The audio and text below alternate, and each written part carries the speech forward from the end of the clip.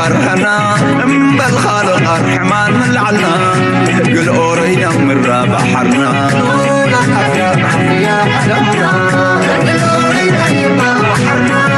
يا همنا أور يا فرحنا بالخالق الرحمن من العنا قل أورينا من بحرنا لا تقاموا تامن قبلات تتمسك بابي تعبورك وتهمم لا تقاموا تامن قبلات تتمسك بابي تعبورك وتهمم بدر هلا مدى كان أكون حيوت هلا ونن بدر هلا مدى كان أكون حيوت هلا ونن مالك تولدو ربع فارس قمش رسو يدنن حياة ديما إلى كامل تساق الكنن إلا بحرنا إيدي ورد أماما يا الطبقة ترق اللي تشم سرايكم ديما من هلا إلا وهبت سراي حزو مكينا سرايكم إلا من هلا إلا وهبت سراي حزو مكينا اجلاها تنبل عما شفر تبعت ونسفتينا اجلاها تنبل عما شفر تبعت ونسفتينا اذا قلت عراف ياتا من عيدنا عصر حايس حرينا مهر قبو وكرامة عزاد اباي لدينا اسكتا قبلنا لالي وعمل ليس كفنا تفدينا ولا كرنا كمسل شمال نقيس ينتهك قلنا ارتع وقينا شمال ملول بتحرينا يوم نحسنا دول تتورب رحتنا كل مرباطة سيفين حظي ومسين نار الباب الدمنا وبروح سلالنا ومسين سلام تخطاتلتنا إذا channel كما تكونوا سنة كتكونوا ناي وتر تمنيتنا عن بحقنانيو لومون كم وترو أقداسن وانا وانت عستوتات هزنا لكم مسينا لنا كساب موداتنا زي مدب مسانا كتصون حدما بخبرنا عدماكم كم وترو لايك جيركم تو شير قبرو ريتوهم قدفو كانت حساس بكم نفتو توم كل جزء تقبروا دما thank you and thank you ألو مارسي أزيو سفحين أقداسن مچم نيناي حويس كان نيناي كتقدف نيناي تنكيف كان نيناي كتحلف كمان كبيت زخون له غزي ازيو بزح زقاير كنتات قلطيف زلواوت ني كنتاتنا عالمنا نزوبانا دما ابي لو تقبروا زغل مخانو زنقروا له كنتات كنرينا بزي قدس بيناي نجمر بيناي نود مسانا صنحو مجمريا كن بزي صقابو مسان سينو زلو بريزيدنت امريكا هنجمر. Ron be worried right now? I would say he should be very worried, yeah, he should be. As you know, they're negotiating with us. They were thinking about starting a new site in a different part of the country. We found out about it. I said, you do that, we're going to do very bad things to you. Yep, and that's the way. كم نريد لنا أبزي كبابينا زي دونالد ترامب كم تري وزلهم نيران معلتاوي بزك الزراربية يدلل له قبل بزد ما معلتاوي كفرارها معلتاوي حدش حساب النغربة حدش تلم النغربة دارجا مسونك السمامعو كم زي كلو زدما نافكينات نكخيز دليو زلو كنتات ويون شوهات إنا نرزل لنا نا إيران نويش غطر له كاو زجدد كنتات دما كنري نابزي أي بحكي زجرم كنتاتيو أنا كاب إيران لا على كمان إيرترا من إيرترا قداي مزيانا يزي حنت هجرية كتعازو زفتن. Out of Cuba, where the president there just announced that while he's open to peace talks with the United States, his government also is not ruling out the possibility of entering a, quote, state of war. This comes as the country suffers weeks of widespread power outages and fuel shortages after a tense feud with the U.S. over oil trade and Venezuela. The United Nations even warning of a humanitarian crisis there. NBC News correspondent George Solis. كم رياز لنا دونالد ترامب دحر فنزويلا بغتها رجيم تشنج عبي كفتن يدللون دحري لونكم اب كيبا تبعال هاجر يكفتن زخل زلو زدل زلو كيبا بتقوم سلا زخونت امز فنزويلا بغربا دسورحو زنبرو نداد دماكا وزرخ بزنبرو نيشتي دسيتاويت هاجريا اجي كوبا مسانا انت حزان تيلو ولا حنتي كوبا انصارنا يا خمان بزعق زي مس اثيوبيا ايو اب كيناتنا قالسنا زوير تراون قال كابتن زعقزو زنبريو تراي حماق خغاطم كله دنقاص سلا زلنا تراي برناي كوبا فلوتي في زي كونكونان بات إذا قبل على كوبا أمريكا زجبرت تدمع ولا وإن أنا حماق زجبرت هجر تقول قبل على حزب كوبا أبقى طبعا هيتهجر زجبرت أمريكا أنت مس أمريكا أنت زي تقاديخا ጠቕላላ ኣክሳብ መወዳእታ እንድሕር ኣሲሮም ልካ ኣሜሪካ እንታይ ክገብርኹም ዝኽእሉ ኢራን፣ ቬኔዙዌላ፣ ኪባ እቶም ዝበለፁ ኣብነት እዮም። ድሮ ቬኔዙዌላ ከይዱ እቲ ስርዓት መይቱ ኣሜሪካ ናታ ረጅም ጌራ ነዳዲ ናታ ገለ ክፋል ናቱ ንዓ ወሲዳ ድሮ ናብቲ ቢዝነስ ኣትያላ ይብሉ ኣለዉ። መዓት ድራማታት ይቕፅል ኣሎ ኣብ ካልእ ግዜ ከምፃልኩም እየ። ንኪባ ድማ ሕጂ ጠቕላላ ነዳዲ ኣብቲ ሃገር ከምዘይኣቱ ነዳዲ ዝበሃል ከምዘይኣቱ ስለዚ ባዕሎም ኢዶም ንኽቡ ገብርዎም ኣለዉ። ስምዖም ኣብዚ ዘሕዝን እኳ እዩ። To the United States. They are attempting to choke Cuba economically as they have been trying to do for the past over 6 decades, I would say. At this moment, they are threatening countries with tariffs to harm them if they, in use of their national prerogatives, they export fuel to Cuba. That will pose a great harm to Cuba. It is the aim to cause as much harm as possible to the people of Cuba. Cuba has only 15 to 20 days of oil left at current levels of demand. That's according to the Financial Times. ስለዚ እንታይ ዝብል ዘሎ ንኪባ ብጎረራ ቾኪንግ ማለት ንሓደ ሰብ ብጎረሩ ሓኒቕካ መሓዝ ማለት እዩ። ልክዕ ቃል ብቓላ ኣሜሪካ ንኪባ ንዓመታት ብእገዳ ጌራ ኣብ ጎረሩ ኮፍ ኢላ ነይራ እያ። ሕጂ ግን ብዝገደደ እቲ እገዳታትን እቲ ካልእን ስለዘይሰርሓሎም እንታይ ገብሩ ኣይደልዩ ኣለዉ።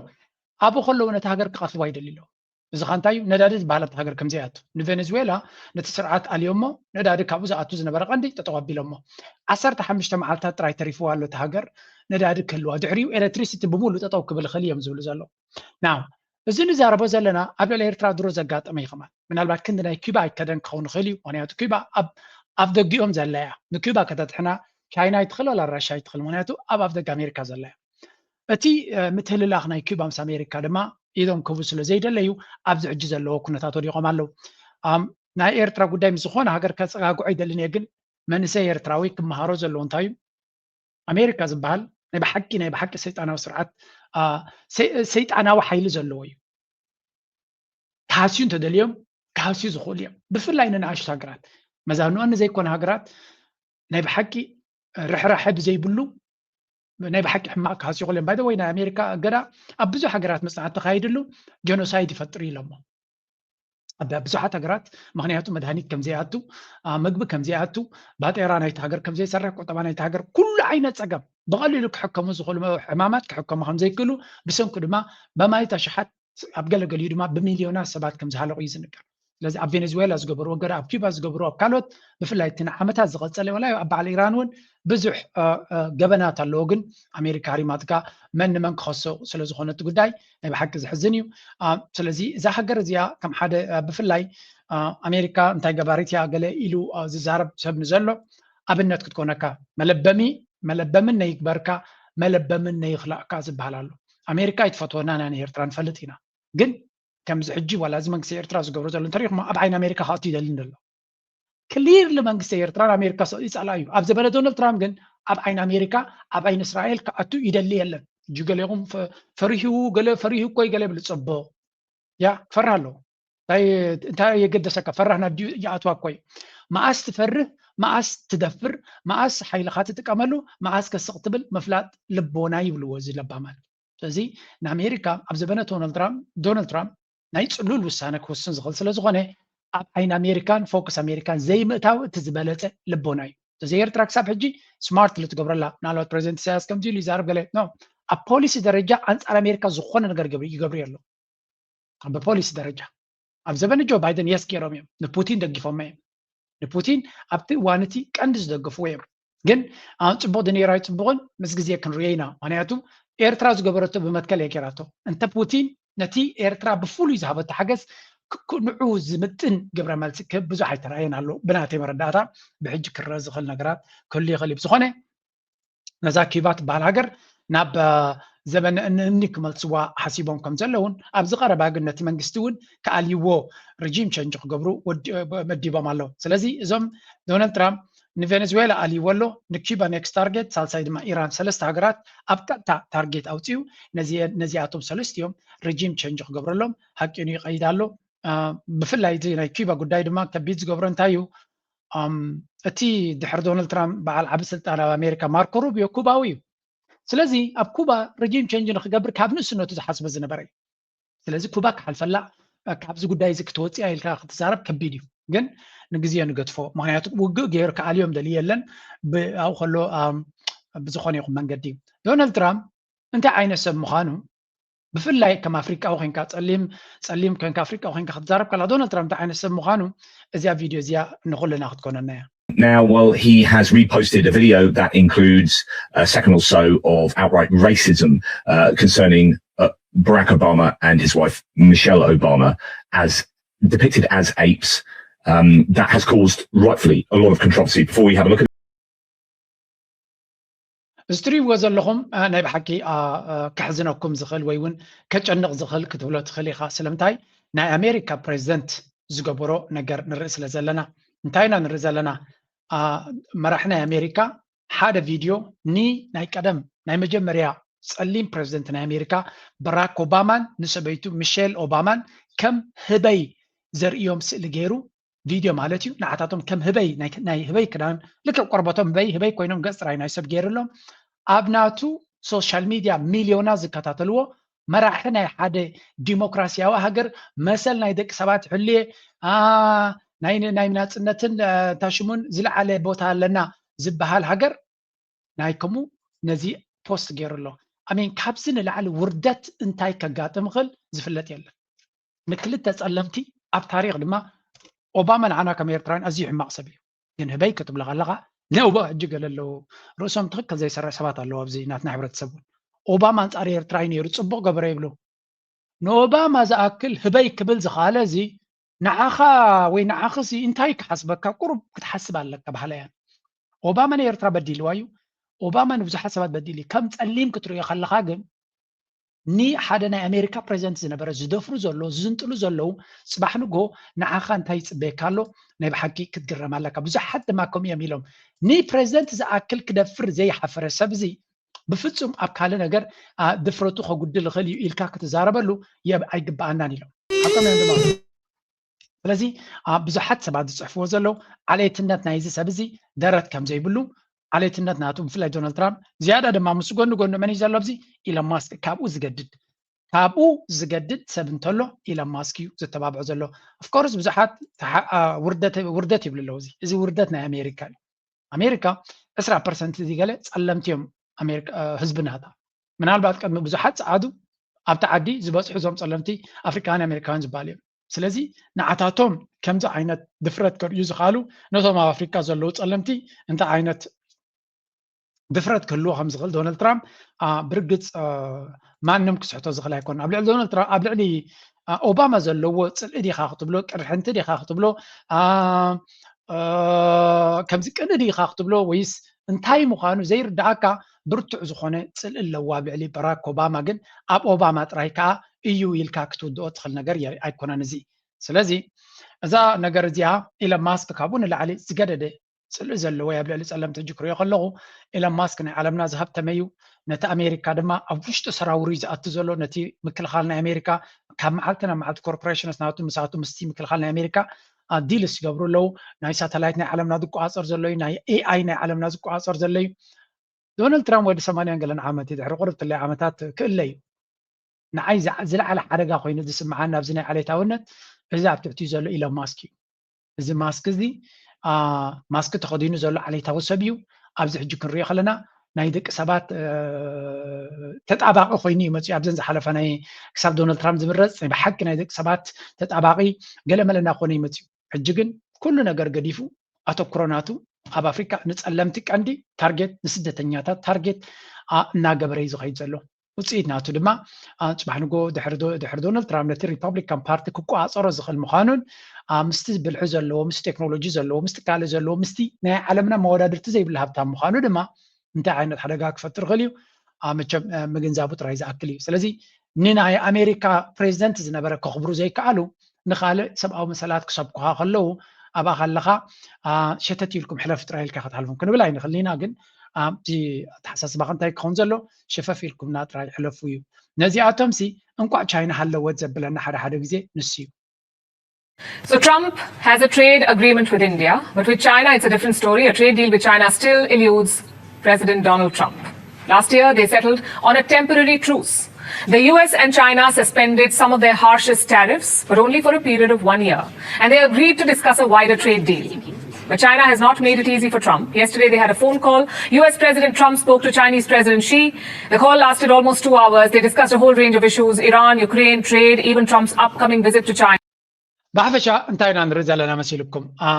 دارقا مبزحتو على ما بحدا نقر يبتح له ني دونالد ترامب زخولو سب انتولو ويون بلا غيرهم فليت مزلونا دونالد ترامب من امريكان تشاينا يوم تشاينا دما بالحس لزلوهم ترى يكونوا فليت امه تايدا بلان سلزلوهم يسب زخبرهم زلو ما بلك وين كاع تفلت تخلي انا امريكا كايدا اتس اوكي بالحيسون ننا امريكا نقر فليتكا نعوك تصارر زخل كل عينت وتحضراوي تكنولوجيكاوي قطباوي دبلوماسياوي everything تدالي خان تصنيكاغن نسخا خبلح تبال سلازي ناي تشاينا مرحنت كل سب كبر زبزلو صبو غيرهم امبيبو مسلو صنحنت امريكا زبال امبيبو مدما نفس وكف سقمت ناي دونالد ترامب ملسك قريبهم لا صنحهم تا ملس دما اتا نفس وكف سقمت دونالد ترامب زغبرا كابات برتع ملس كم زركب سلاز فلدلو مس تشاينا تمساسيل كان تلماريم كان امبر بحيلي ايوصاني ابزبل مدمدم تبصحلو سلازي نزكن دغله زخونه ايغوناتو اننت ناي امريكا ناي دونالد ترامب بلا غيرهم مسمرات حيزهم مزلو نساتميم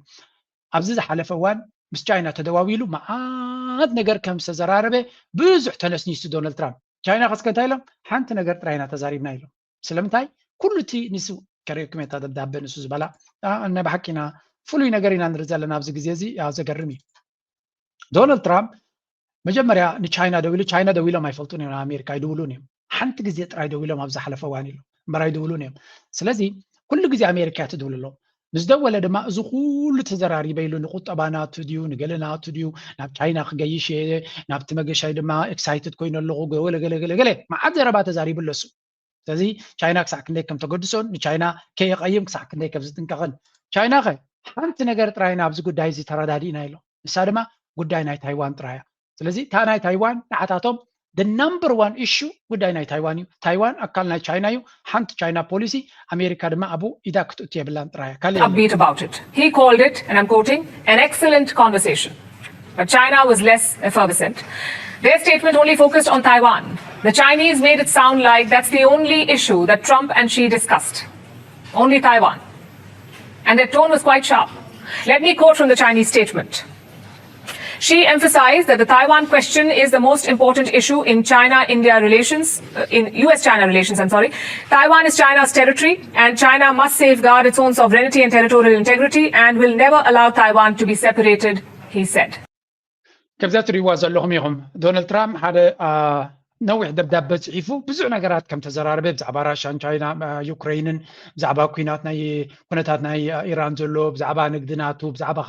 خالب كل تزراري بيبلالو تشاينا دما حنت نغر تراي قداس تزراريبنا غداي ناي تايوان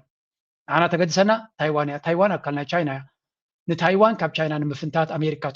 تغبرو صناتن تقصلو زلا دراماتات اصوار معطاقن قالن ازي نعنا كسجر زي خلق اي مسمر يو سلازي امريكا مس تشاينا صبو زغونه زمدنا كتحنس دلت قينا قيح مسمرناتنا قداماين تايوان غداي ناي تايوان بفصم بخال ነገር كنسغرو نخلاي كنا زغانه تايوان مردي سلمتاي تشايناويان استراتيجيناتهم نصور يو اب غداي ناي ايران كم زغبر اب غداي ناي فنزويلا كم زي تكبر اب غداي ناي غازا كم زغبر يزاربيهم ግን عند قدامايات اتكروناتهم تايوان is only one issue انا زغدسنا غداي ناي تايوان ስለዚ ኣብ ታይዋን ነዚኣም ስወዳነ ተኻሊ ናይ ዓለም ኣጀንዳታት ክንገብሮ ንኽእል ኢና ኣብ ጉዳይ ናይ ታይዋን ግን ነግ ፈረግ ዝበሃል የለን ይብሉ ኣለዉ ሶ ኣብ ከምዚ ኩነታት ክኸውን ከሎ ንኣሜሪካ መብዛሕቲ ግዜ ቼክ ሜት ይብልዎ እዚ ቼክ ዝገብርዎም ሃገር እንተለዉ ኩሉ ግዜ ቻይና እዮም and because of this ንጹር ዝኾነ ዕላማ ስለ ዘለዎም ድማ ኣሜሪካ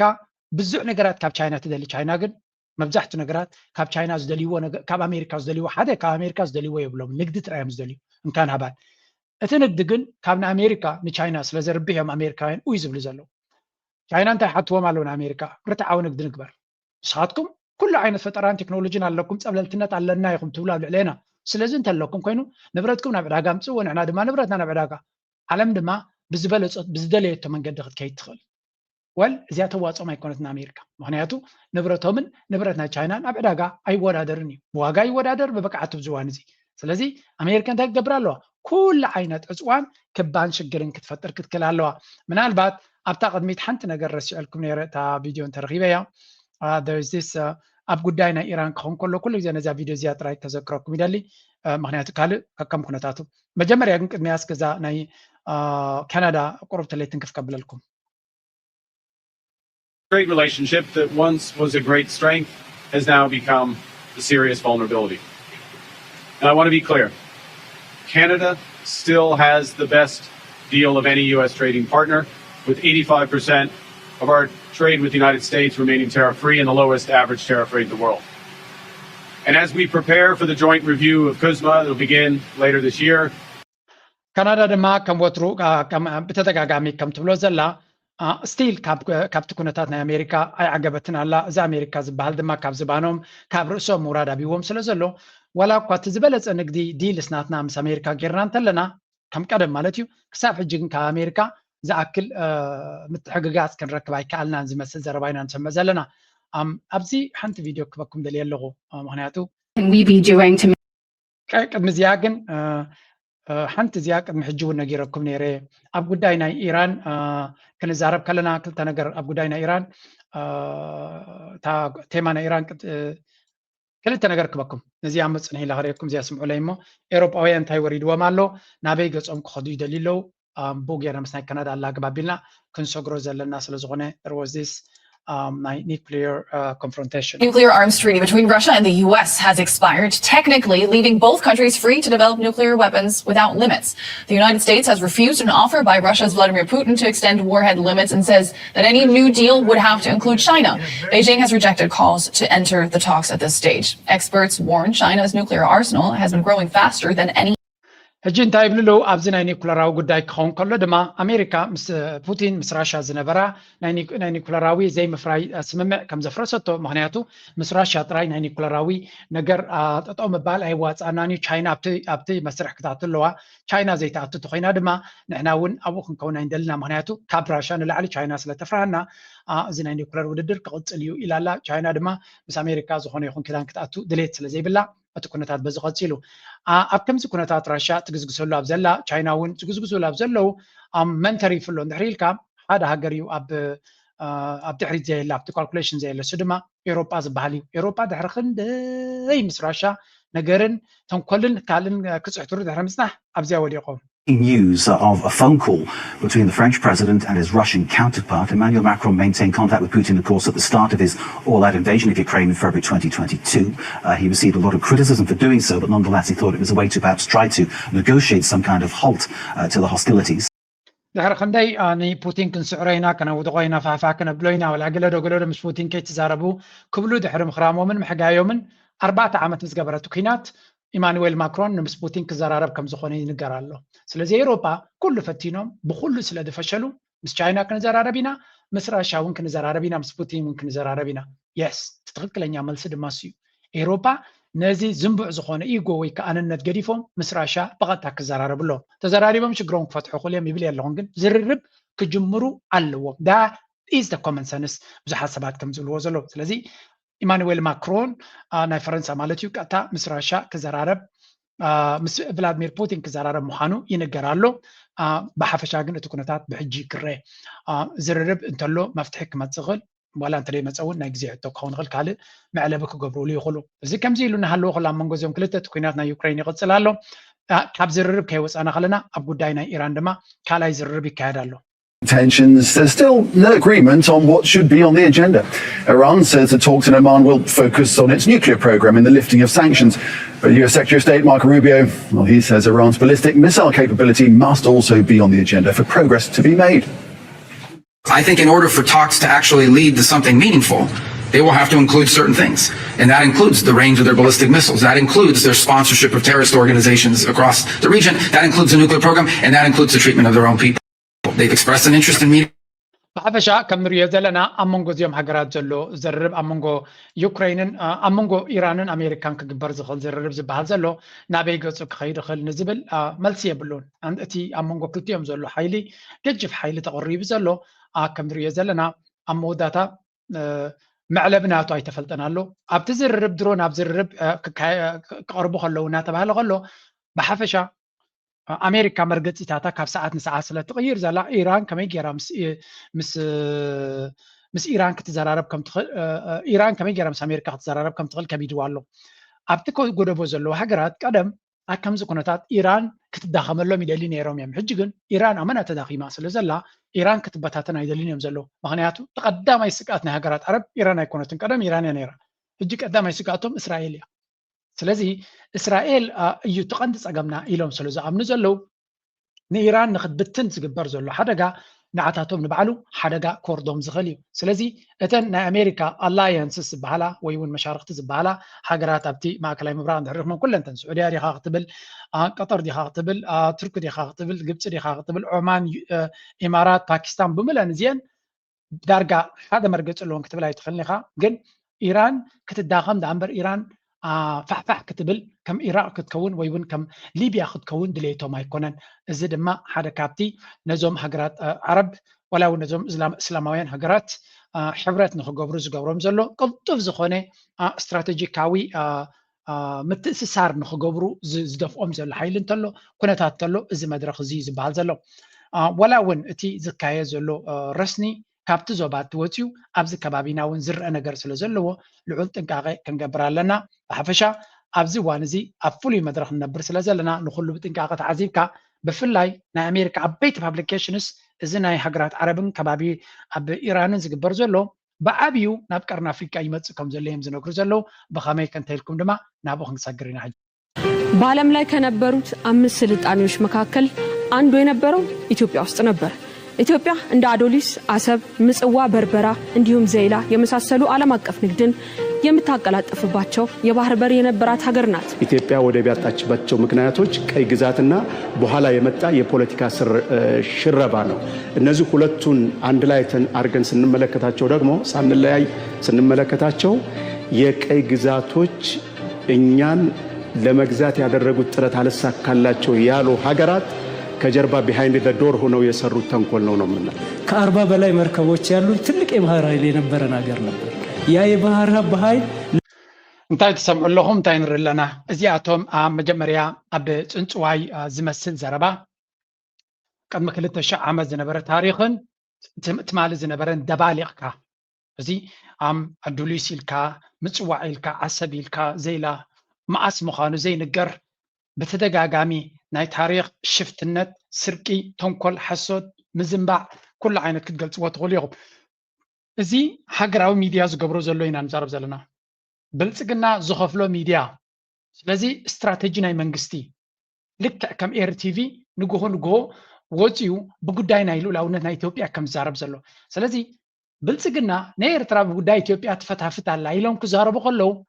نفسهم زقبرو زلو يمزنقرونا مخنياتو بوغن إيرترا بإيرتيفي داكل منقص إيرترا ويم بدمت حفاش ويم بقلة معلتها بزعبا إثيوبيان قال ملان دزارب ندعي سلزي كاتلو زلو غزغب لايكل نيجن بإيرتيفي خنر خلنا سحتي دوس زلو انتاين مالتي زين رؤيا زلنا الساتهم بقداينا إيرترا نقوم مشيتنيم زفت فتزو على زلو نلو لاونتنا نتاريخنا نخل نمزنبع نبتزمت زلو ولا ردما جيجا حبريتا نمحلاف كم منغستي باستراتيجي صرح له إيرترا نعو بخميكة مكتويا بخميكة ملوسيا نجزيان قد فقينو زين رياض لنا بكل تسلسة عينت قطعات كويناتنا نرزلنا تاريخه سركي زي نبرة تاريخ كم زي نبرة غير كم زراب كم دما حيل بحر نيركا حيل بحر من تاي نيركا طليان ونكو حيل بحر نيروم يا بيرترا برد زيوم رئيس اللوامي طليان حيل بحر نيروم بريطانيا حيل بحر نيروم قالوا تو حيلتات قبصون تركون حيل بحر نيروم يا بزب بإجرو ما يكونوا مزيوم نبانا كلهم حيل بحر نيرومي نايزياتهم حجرجن حفرة زي بالبوليتيكا زغا again دفرت كتبلو تخيل دنقرنا كتبلو تخيل بزع نقرات كل تقول تخيل خا راي نيرترا نحري دفيركا علم لخاوي زمت أكاد سقطي يلا زبل أمنت سلزلو منبر كابانا جبتي تنس كابانا صوماليا تحمق قالوا تنالو نخالوت بزيد الرجع يدفروا منهم تي بروباغندا ناتهم جن نيرترا أنت تزاربكا حبرة أفريقيا بيتنالو كالون نيرترا يلو زمباغوتنا يلن زمثل عين الزرباين عن رزلنا سلازي الزون إيرترا دا أملاخ مزجن نساخ تكلاخ وتخلص لزخونت أبتي بافهم كعفري يقولهم ولا تبعف قال جنتايلو بافهم دليتهم كبلي يقولهم قال سوال لكم يلي دسع فابزي بافهم دليتهم يبالو كم يبهلني حق له بعلم كم دليت قبل كاي كلني دبلوماسيا وقالوا بقفو منجس دليت اندحريلو ابز قبو بوتا كتحازي قباي انت زي اللي إيرترا نيجيبيا هنقمت لاينا ولا انت دي قبرتوسي نتسرعات كم بتاعتنا هنا كتب لا يفكرني بتي تشارترنا يونايتد نيشن وسنا يفكر يونايتد نيشن ونا يفكرني ازي تحاده قص نايت نريو زلنا ግን እዚአቶም ኮሜንቴሎም ኮሚሎም ተሐስዮም እንታይ ዘገርም ኣለዎ ምክንያቱ ሰብ ከም መራሒ ዝኸውን እቲ መራሒዮም ትማሊ ሓቂ አይፍለጡን ኢሉ ዝሐሰቦ ኣብ ቅድሚ ዓለም ዲባንክ ኮይኑሎ ስምዑ ወብዚ እና የኤርትራን ጉዳይ ላንሳ አንዳንድ ሰዎች በኢትዮጵያና በኤርትራ መካከል ችግር የተፈጠረው የኢትዮጵያ መንግስት የቀይ ባህር ጥያቄ ስላነሳ ነው ብለው ያጠቃነው ጣት እንከተል ነበር እንጂ የያዝነውን ቦታ ያጸናን አንሄድም ለታሪክ ማንሳት የምፈልገው ጉዳይ አክሱም ወጣቶች ሲገደሉ በርካታ ኢንቮይ ወደ ኤርትራ ልኬያለሁ የላኳቸው ሰዎች ገሚሱ አሁን ከኛ ጋር የሉ ለምሳሌ ክቡር አቶ ገዱ ያኔ ውጭ ጉዳይ ሚኒስትር ነበሩ ካንዴም ሁለቴ ኤርትራ ልኬያቸዋለሁ የላኳቸው የትግራይን ህዝቤን አታገሷቅሉ ሀብቱን አትዝረፉ ጸቡ ከቲፒኤልኤፍ እንጂ ከትግራይ ህዝብ አይደለም የሚል ነው ጥሪ የቀረበላቸው ገዱ አንዳርጋቸው ምላሽ ሰጥተዋል ጽፈው ያወጡትን ምላሽ ለጠቅላይ ሚኒስትሩ አሳጎርጓሪ ዘንዶን ያወጣል የሚልን ተረት የሚያስታውስ ነው ምላሻቸውን እንደወረደ እንደሚከተለው ከም ትሪእዎ ዘለኹም ገዱ አንዳርጋቸው ዘይምልስ ይመስልዎ ወይስ ካብ መዓልቲ ናብ መዓልቲ ብሓሶት ክነብር ክእል ኢሉ ዝኣምን መራሕና ኢትዮጵያ መራሕና ብልጽግና አብይ አሕመድ ማለት እዩ ንገዱ ቻሌንጅ ገይርዎ ተዛሪቡ ስቕ ኢሉ ዝሓልፍ መሲልዎ ነይሩ መስለኒ ወይለክ እቲ ጉዳይ ግን ከምኡ ይኮነን ከም ትሪእዎ ዘለኹም ድሮ ሲራክ ባህሊ ብነታት ጻሕፍቲ ብእንግሊሽ ጽቡቅ ገይሩ ተርጊሙ ካልኦት ኤርትራውያን ገይሮም ኣለዉ ብጽፉፍ መንገዲ ኣብ ሶሻል ሚድያ አውሪዶም ኣለዉ ከም ንሪኦ ዘለና ንውሕ ዝበለ አርቲክል ስለ ዝኾነ ቁርብ ሳመርናቱ ክንርኢ ገዱ አንዳርጋቸው ንአብይ አሕመድ ዝገደፈሉ የብሉን ሓሳዊ መታለሊ ነታ ሃገር ፋሕፋሕ ዝእቱ ዘሎ ንሱ ምዃኑ ብተደጋጋሚ ገሊጹ ገለ ካብቲ ነጥብታት ዝጠቐሶ እንተሎ ኮይኑ እውን እንታይ ብላ ኣሎ Abi's public remarks compelled him to clarify the record እዚ ብዛዕባ ናይ ኤርትራን ኢትዮጵያን ኣብቲ መኽፈት እንታይ ብል ኤርትራን ዝምድና ናይ ኤርትራን ኢትዮጵያን ኣዝዩ ብብዙሕ ሽርሕን ጉርሕን ዝሓለፈ ብዙሕ ወለኳ ኣሕዋት ሃገራት ተኾና ግን ማዓት ዘይምትእምማን ኣብ መንጎ ዘለዎ ኮይኑ ብዛዕባ እቲ ዘሎ ኩነታት ዝፈልጦ ኣነ ነገር ክዛረብ ድሌታ ኣይኮነን ኢሉ ግን ገዲዱኒ ስለ ዘሎ ቻለንጅ ገይርኒ ብሽመይ ክሽቅጥ ስለ ዝፈተነ ግን ክምልስ ተገዲደ ኣለኹ ይብላ ኣሎ ሓደ ካብቲ ዝመለሶ ኣብቲ ቁጥሪ ሓደ ተሪኹሞ ብዛዕባ ጉዳይ ናይ ኤርትራ ናይ ኢትዮጵያን ኣብ ፓብሊክ ክዛረብ ድሌት ከም ዘይነበሮ ብዙሕ ጥንቃቐ ዘድልዮ ኣተሓሳስባ ስለ ዘሎ ኤርትራ ኢትዮጵያን ሰላም ክኸዳንቲ ኮይነን ዘሎ ትፈልጦ ናይ ፍልልያት ዘይኮነ ከመይ ገይሮም ብሓደ ይሰርሑ ክትፀራ ኣለካ ዛ ዓይነት ስለ ዝኾነ ናይ ብልፅግና ካድረታት መልሲ ክብ ጀሚሮም ኣለዉ ክሳዕ ክንደይ ሓሪቆም ከም ዘሎ ከሪአኩም እየ ሓደ ካብቲ ዝበሎ ሕጂ እንታይ ብላ ኣሎ ኤርትራያስ ኢንቮልቭመንት ኣብ ትግራይ ብዛዕባ እቲ ዓቢ ናይ መወዳእታ ካርዱ ክጥቀም ኣብ መንጎ ኤርትራን ትግራይን እታ ተፀልሎ ዘላ ፅምዶ ንዓነ ከፍርስ ዝፈተኖ ንዑ ዝምልከት ዝተባህለ ክንርኢ ኢና ኣብዚ እንታይ ኢና ንርኢ ዘለና ሓደ እንታይ ብላ ኣሎ ሰራዊት ናይ ኤርትራን ሰራዊት ናይ ኢትዮጵያን ብሓደ ኮይኑ ብሓደ እዝን ብሓደ ኣካይዳን ክሳብ ውዕል ፕሪቶሪያ ዝፍረም ብሓደ ኮይኖም ይምክቱ ከም ዝነበሩ እዩ ዝነግር ዘሎ they opened a deep they operated ወላ እውን ኣብቲ ውሽጢ ኣምሓራ ዝነበረ ትግራይ ሰራዊት ናይ ትግራይ ናይ TDF ማለት ውሽጢ ናብ ኢትዮጵያ ገፁ ኣብ ዝኸደሉ ዝነበረ ክሳብ ከባቢ ደብረ ታቦር ሰራዊት ናይ ኤርትራ ምስ ሰራዊት ናይ ብልጽግና ብሓደ ኮይኖም ከም ዝመከቱ እዩ ዝነግር after the war's second phase ኣብቲ ካልኣይ ገጽ ናይቲ ኩናቱ እንትኾነ ኤርትራውያን ኮማንደርስ were excluded from the Ethiopian promotions ስለዚ ኣብቲ ካልኣይ ገጽ ናይቲ ኩናት እዩ እቲ ተንኮል ዝጅምር ይንፍት ኣብዚ ምክንያቱም ኣብቲ መጀመርያ ንክልቲኡ ዘመጉስ ብሓደ ኮይኖም ብሓደ ንሰርሕ ኣለና ውህደት ኣለና ዝብል ዝነበረ ኣብቲ ካልኣይ ገጽ ተንኮል ስለ ዝጀመረ መራሕቲ ናይ ኢትዮጵያ ጥራዮም ከመጉሱ ነቲ ናይ ኤርትራ ዝግበር ስራሕ ሸለልታ ክብዎ ጀሚሮም of course እሳቶም ኣብ ዓዶም ድሌቶም ክገብሩ ይኽእሉ እዮም ክትብል ትኽእል ኢኻ ብዝኾነ ሳልሳይ accountability and responsibility ይብል ገዱ criticizes Abiy for failing to seek forgiveness from Tigrayans and Ethiopians after widespread destruction እዚ قدو أندركاتشو تراي دي كونس زبزحو إثيوبياويان نزي مراحزي ولا ون زبزحو مراحتنا عالم ترى سبنا عالمون ني أبز بلو نجار تلون تايو هند بتفصيل تانسل زمس سبزي دارجا بزح إثيوبياويان كم زبلو كاب شاب عاي كفلنا PhD خميل كم زبس حسلو دي فلتو هند بتفصيل تانزل مس سبي حجي أبت هند بندر مسي خابت مجمع ركسات تلبم جيجاتات كتفصل تخليها دحرن كاب جيجاتات كاكتم هارت خل ديو نعبنت كومونيشتي كلها بسلطان مثلا كابوا صبي غزنس وراس عرات ناس سعودي محمد بن سلمان ابت مجمريا بزح منقسقاسات غير دحريو ግን امانات عبس تمايرو ابزوانسي استوعيلو بعالم درجه تقبلنا زلو سጉምትታት ንሃገሩ ጥራይ ደይኮነስ ንከባቢኡ ይገብራሉ ንሪኦ ኣለና ስለዚ ንእስነት ኣይኮነን ፀገሙ እስነት ስለ ዘሎ ጥራይ ስስዐ ስለ ዘሎ ሰነፍካ ስለ ዝኾነ ተባሂሊ ይሓን ቀፂልና እንታይ ብላ ኣሎ ብዚ ኣብ ትግራይ ዝገበሮ ወላ እኳ ዘሕዝን ነገር ፈፂሙ እንተነበረ ካብኡ ክመሃር ይግብኦ ነይሩ ካብኡ ተማሂሩ እታ ማምሓራ ዝግበር ዘሎ ይኹን ኣብ ኦሮሞ እንተወሓደ ምስ ህዝቢ ትግራይ ይቕረታ ሓቲቱ ሽግር ክፈትሕ ይግባእ ምክንያቱ ማዓደም ስለ ዝረኣየ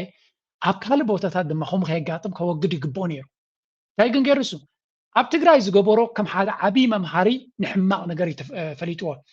ብዙሕ ሕማቕ ገይሩ ከብቅዕ ድማ ብዓለም ዝኾነ ይኹን ፀቕጢ ከምዘይመፆ እዚ ማለት እንታይ ማለት እዩ ተማሂሩ እዩ እሱ ክመሃር ነይሩ ንብል ኣለና ምሽ ተማሂሩ እዩ እንታይ ግን ተማሂሩ ንዓለም ከመይ ጌርካ ትጥብራ كمي جيركا نتوم هاسيوخا زغول تنبركيخكا اغروم تلحس نعم فقميلكا اشي قويتاي تبلم ابكالو جن دليت كعنوات فتصم سلازي كاب تግራይ ተማሂሩ ንገዱ ኣንደርካቸው ኣብ ገጽ ከምዚ ነገሮ እንታይ ዝብሎ ኣብ ትግራይ ንገብሮ ዘለና ሕጂ ካብዚ ሕጂ ንቕፅሎ ዘለና ኣብተን ቀዳሞ 3 ሰሙን ምስ ተገበረ ንኣብይ ኣሕመድ ብኣካል ረኺቡ እንታይ ኢልዎ ሕጂ ይኣኽለና ምክንያቱ ካብዚ ንኔው እንድሕር ቀፂልና ኣብ ልዕሊ ህዝቢ ፀገም ከጋጥም ስለ ዝኾነ ፀገም ድማ ነቲ ህዝቢ ኣብ ጎኒ ህወሓትን ነቲ ቃልሲ ከበርትዖ እዩ ስለዚ ንጠንቀቕ ኣብ ዝበል ኩሉ ተፀሊልካ ዲኻ ኢልዎ ንገዱ ንተጋሩ ህዝቢ ትግራይ ዝበሃል የለን ታሕቲ ክንመልሶ ኢና ዘይሰዓር ህዝቢ የለን ሕጂ ድማ ምስዓር ስለ ዝጀመርና በጃኻ ሕጂ ጠቕላላ ጠጠው ከይተብለና ጥዋዕዋዕ ከነብሎም ኢና ብምባል ከም ዝተዛረቦ እቲ ኩናት ፅቡቕ ኣብቲ ቀዳማይ ገፃት ናቱ ድማ ካብቲ ስልጣኑ ብወለንትኡ ነቲ ሚኒስትር ጉዳያት ወፃኢ ዝነበረ ከም ዝገደፎ ገዱ ባዕሉ ይነግር ማለት እዩ ገዱ ሪጀክት እንታይ ብላ ኣሎ ኣቢ ክሌምድ ገዱ ወዝ ሰንት ቱ ኤርትራ ናብ ኤርትራ ዝኸዶ ከም ልኡኽ ነቲ ኣብ ልዕሊ ኤርትራውያን ኣብ ልዕሊ ተጋሩ ትገብርዎ ዘለኹ ግደፉ ከምኡ ፅቡቕ ኣይኮነን ንህወሓት እምበር ንህዝቢ ትረሙ ክብል ኢሉ ሰደዶ ዝቅ ሙሉእ ብሙሉእ ነፂገ ኣለኹ እዩ ዝብል ዘሎ ስለዚ ከምኡ ዝበሃል ዘረባ ከም ዘይነበረ እዩ ዝነግር he insisted his trip to Eritrea was unrelated to humanitarian concerns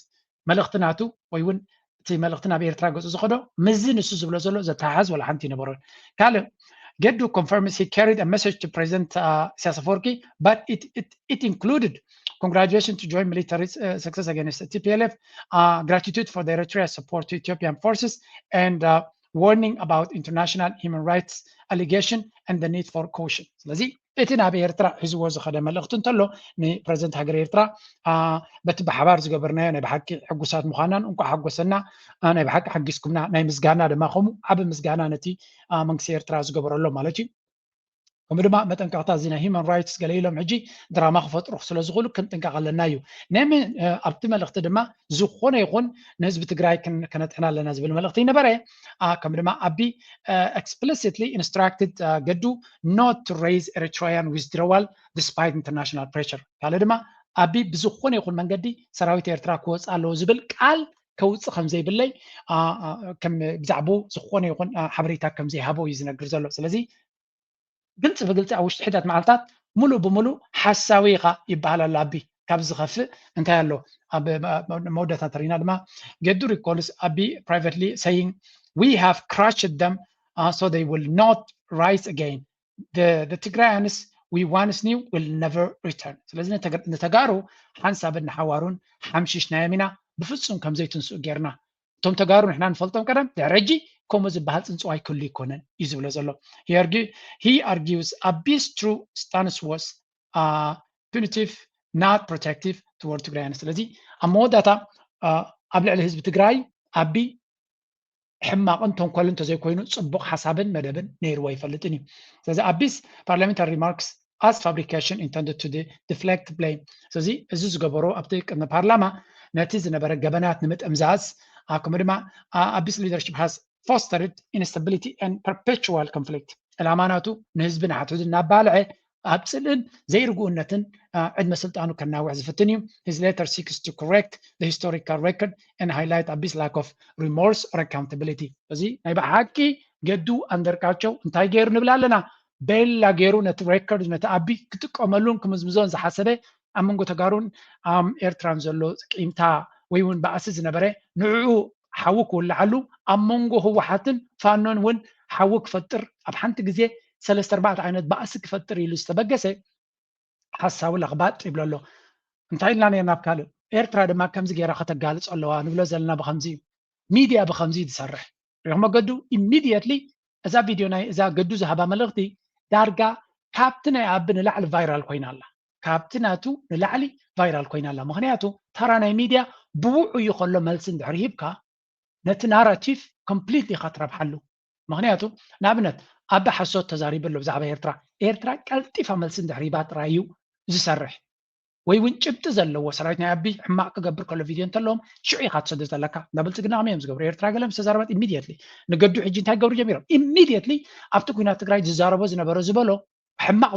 أكيبو مزنبرو بقلتوف فايرال كو قبرو فتينا ممكن مستقدو زبلو زلو ودادر سلازي كوني أتسأقامنا أبدا ما نيتوبيا بمولايك أصلا سلازلو እዚ ጉዳይ እዚ ክሰርሓሉ ይካለን ሕጂ ካልአይት እንታይ ድራማ ምፅኦም ኣለው እዚኣ ድማ ብኩሉ መንገዲ ክንሪኣ ክንፍትን ኢና because this is very important ኣብዚ ስምዑ ክልተ ሰለስተ ጭብጢ ጀሚሮም ዘለው ምሽት አንድ ሰዓት ገደማ 21 በቁጥር የምነግራችሁ መረጃ ትክክለኛ ስለሆነ ትራያንጉሌት ስላደረጉ 21 የትራንስ ኢትዮጵያ ተሽከርካሪዎች በአዲግራት አቅጣጫ ዛላምበሳን አቋርጠው ሰርሃ ወደ ተባለች የኤርትራ ግዛት በመግባት የጦር መሳሪያና የሻቢያ ወታደሮችን ጭኖ ተመልሶ ሰዓት የሻቢያ ወታደሮች በሁሉም የትግራይ ክልል ውስጥ አሉ ብሎ መውሰድ ይቻላል መታወቂያ ወጥቶላቸው ሲቪሉ ማህበረሰቡን መስለው እየተንቀሳቀሱ ነው መረጃ እየሰበሰቡ ነው የደህንነት ስራ እየሰሩ ከዛላምበሳ ወደ አስመራ ወይም ወደ ኤርትራ እየተጓዙ ያሉ ትልልቅ መኪኖች ናቸው የጭነት መኪኖች ናቸው በተለምዶ ይታወቃሉ እነዚህ የድሮን ራት እየተባሉ የሚታወቁት መኪኖች ናቸው ታስታውሱ ከሆነ ባለፈው ጊዜ ህዋት ሕጂ እንታይ ኢና ንሰምዕ ዘለና እዚ ዘረባ እዚ ኣብ ርግፅ ሓሶት ክኸውን ከም ዝኽእልን ክሳብ ክንዱ ዝኣክል ሚእቲ ካብ ሚእቲ ሓሶት እዩ ክንብል ኣይንኽእል ኢና ምክንያቱ ይነብር ነው ኩነታት ከመይ ከም ዘሎ ስለዘይንፈልጦ ግን ካብዚኣቶም ጥዑይ ነገር ክመፅእ ከም ዘይክእል ፍሉጥ እዩ ሕጂ እንታይ እዩ ሰዓት 9 ዝሓለፈ ለይቲ እዮም ዝብሉ ዘለዉ ናይ ምሸት ሰዓት 9 ሓደ ንፁር ሓበሬታ ረኺበ ብሬክ ሓሶት ክኸውን ከም ዝኽእል ተኽእሎ ኣለና እንታይም ዝብሉ ዘለዉ because of the reliability of my source ንፁርነት ናይቲ ሓበሬታይ ስለ ዝፈልጥ ድማ ሓቂ ብለኩም ኣለኹ 21 መኻይን ናይ ፅዕነት መኻይን ማለት እዩ ካብ ኤርትራ ተበጊሰን ትራንስ ኢትዮጵያ ዌር stopped to the road for ወደ አድግራት በአድግራት ብዛላምበሳ ገይረን ብሰርሓ ገይረን ኣፅዋርን ሰራዊትን ናይ ኤርትራ ሒዞም ኣትዮም ከም ዘለዉ እዮም ዝብሉ ዘለዉ ነዚ ኩሉ እናበለ ከሎ ጭብጢ ዝርእይዎ የብሎምን ማለት ኣውቶቡስ ተጎተቲ መኻይን ካብ ዝኾነ ይኹን ክስእል ትኽእል ኢኻ ታርጋ የላ ገለ የለ ዝኾነ እንታይ እዮም ዝብሉ ዘለዉ ሰራዊት ናይ ኤርትራ ድማ ምስቲ ናይ ህወሓት ተዋሂዱ ይገብረሎ እዚ ስለምንታይ እዮም ጥቀምሉ ዘለዉ ህወሓት የስዕሮም እንተሎ ድሮት ኩናት ኣብ ራያን ወጀራታን ገለ ወጀራት ዝብልዎ ኣብዚ ደቡብ ናይ ትግራይ ዝካየድ ዘሎ ኣብ መንጎ ቲዲኤፍን ቲፒኤፍን ውግእ ይካየድ ኣሎ ይቕፅል ኣሎ እቲ ኩናት ዋላ እኳ ድሮ ዓበይቲ ኣርቲክልስን ክፅሕፍሉ ጀሚሮም ኣለዉ ከም በዓል ኢኮኖሚክስን ካልእን ብዛዕባ ክፅሕፉ ጀሚሮም ኣለዉ እዚ ንሪኦ ዘለና ኣገይ ንኤርትራ ኣብቲ ኩናት ንምእታዋ ንኤርትራ ንምሕዋሳ ዝግበር ዘሎ ኩሉ ዓይነት ፃዕሪ ኢና ንርኢ ዘለና እዚ ከዓ ብተደጋጋሚ እዚ ዘረባ እዚ ንዓና ናይ ኤርትራ ኣብቲ ጉዳይ እቲ ንምእታዋ ብዙሕ ፃዕሪ ይግበር ከም ዘሎን እዚኣቶም ድማ ኣበይ ኣሎ እቲ ድሮናት ናትና ናይ ስለያ ድሮናት ኣለና ዶ ገለ ዶ ድብልዎ ዝነበሩ እንተለካ ኮይኑ ደና ርየና ጭብጢ ኣበይ ኣለካ ጭብጢ እታ ሓሶት ወደ ሓሶት ጥራይ ኣብዝና ዘርጋእካ ብዝኾነ ከም ኤርትራውያን ክንሪኦ ከለና ኣይነበረና ይጠፍኣና እዩ እዚ ዝብልዎ ዘሎ ያሬት ሓቂ ኮይኑ ደኪሮም እውን ሓደ እንተዝገብርዎ ፅቡቅ እዩ ምክንያቱ ጌርናዮ ኣይ ጌርናዮ ምሕማይና ኣይተርፈናን እዩ ዘሎ ኣነ ሕጂ ውግእ ስለ ዝደሊ ይኮንኩ ኤርትራ ኣብ ካልእ ቦታታት ከይዳ ኩናት ክትገብር ድሌት የብለይን ግን እቲ ሕሜታ ኣይተርፍን እዩ ዘሎ በቲ ጌርና በቲ ገዲፍና ንዓና ንምፅላው ንዓና ኣብቲ ኩናት ንምእታው ዘይብልዎን ዘይገብርዎን የብሎምን ስለዚ again ኣብ መወዳታ ኤርትራ ሽማ ወረቐታ ንምጽያqa ኩሉ ዓይነት ተበግሶታት ክገብሩ ኢና ንርኢ ዘለና እዚ እውን ኣካል ናይቲ ዘጋጥሞም ዘሎ ስዕረት እዩ ምናልባት ምስቲ ኣብዚ ቅንያት እዚ ዝካየድ ዘሎ ኩነታት ናይ ሱዳን ይኹን ናቶም ክልቲኡ ከነተሓዞ በዚያ እስከንኸይድ Sudan intensify, tensions over maritime access persist, and external powers reposition themselves across the region. A recent diplomatic move by Ethiopia has drawn particular attention. Ethiopia's foreign minister traveled to Saudi Arabia for high-level talks at a moment when Riyadh itself is navigating a delicate balance between rival regional blocs involving the United Arab Emirates, Israel, Turkey, Egypt, Qatar, and key actors inside the Horn. ከም ንሪኦ ዘለና እዚ መራሕናቶም ናብ ኢትዮጵያ እዚ ሚኒስትር ጉዳያት ወፃኢ ናይ ኢትዮጵያ ናብ ስዑድያ ከይዱ ከም ዝነበረ ዝዝከር ኮይኑ ኣካል ናይቲ ዝኸደሉ ዕላማ ሳብ ሕጂ 100% ንጹር ኣሎ ክንብሎ ይንኽእል ኢና ግን ሓደ ነገር ግን ንጹር ኣሎ ይበሃል ኣሎ እቲ ንጹርነት ኣለዎ ዝበሃል ዘሎ ኣብ ሕጂ እውን ሓድሽ ኩናት ኣብ ከባቢ ኢትዮጵያ የጋጥም ስለ ዘሎ እቲ ተፈጢሩ ዘሎ ኩነታት ድማ ንኣቢ ናብ ኩሉ ኩናት ንኢማራት መጋበርያ ኮይኑ ከሳልጥ ተኽእሎ ስለ ዘለዎ ነዚ ነገር እዚ ብኸመይ ጠጠው ተብሎ እንታይ ክግበር ይኽእል ኣብ ዝብል ብዙሕ ነገር ኣሎ በዚያ እስክንጀምር These people was built just over 12 years ago at the beginning of South Sudan's last civil war, in which about 400,000 people were killed, about half of them civilians targeted for their ethnicity. Now, even though the camp officially closed a few years ago, about 5,000 people stayed. They said they didn't have anywhere else to go, and now they've been joined by about another 3,000 people who've arrived within the last few weeks. The UN says the level of armed conflict in South Sudan has reached the same levels. ደቡብ ሱዳን ካብ መዓልቲ ናብ መዓልቲ ናብ ሓደገኛ ኩናት ትኸይድ ከም ዘላ ዘርኢ ምልክታት ኩሉ ግዜ ምስ ወፀ እዩ ደቡብ ሱዳን ልክዕ ከምቲ ኣብ ቀርኒ ኣፍሪቃ ብዓብዩ ኣባይ ሃገረ ሱዳን ትኾኑ ዘላ ንዛረቦ ንሪኦን ዘለና ደቡብ ሱዳን ድማ ኣከምኡ ዓይነት ክርፍስ ኣትያ ስለ ዘላ ተራ ናይዚ ብልፅግና ድማ ኣብዚ ጉዳይ እዚ ብዙሕ ክኸውን ከም ዝኽእል ኢና ንርኢ ዘለና ምክንያቱ ኣብ ዝሓለፈ ሪፖርት ሂብናኩም ከም ዝነበርና ኣብዚ ብሉ ናይል ዝተኻየደ ኩናት ኣብ ክልል ናይ ሱዳን ማለት እዩ ሰራዊት ናይ ብልፅግና ንመን ኢኻ ትብሎ ከም ዝሓገዘ ዝዝክርዎ ትኾኑ ኢኹም ንሰራዊት ናይቲ ዳዕመ ሰሪዕ መተሓላለፊ ኮይኑ ቦታ ከም ዝሃቦምን እሞ በቲ መተሓላለፊ ሓሊፎም ድማ ሰራዊት ናይ ሱዳን ሓደጋ ከም ዝወደቕዎ ሪኢና ነርና ስለዚ እዚ ጉዳይ እዚ ብቐሊሉ ሱዳን ክትሓልፎ ትኽእል ጉዳይ ከም ዘይኮነ ንዝክሮ ዘኪርና ኣለና ክንከውን ተስፋ ንገብር ኣብዚ ጉዳይ እዚ ማለት እዩ ስለዚ እዚ ጉዳይ እዚ እንድሕሪ ሰራዊት ናይ ሱዳን ብውሽጢ ደቡብ ሱዳን ይኹን ብካልእ ብብልፅግና መፂኡ ስጉምቲ ዝወስድ ኣሎ ኮይኑ ብኡ ከዓ ካልእ ስጉምቲ ክወሰድ ይኽእል እዩ ሕጂ ነዚ ሕጂ ዝብለኩም ዘለኹ ሓበሬታ መረጋገፂ ብሕጂ ኢና ክንረኽበሉ ንኽእል እዚያ ሕጂ ስምዕዋ ባዕሎም ዝብልዋ ዘለዉ እያ እዚያ እውን ግን መረጋገፂ ምስ ግዜ ኢና ክንደልየላ በድሮን ተደበደበ።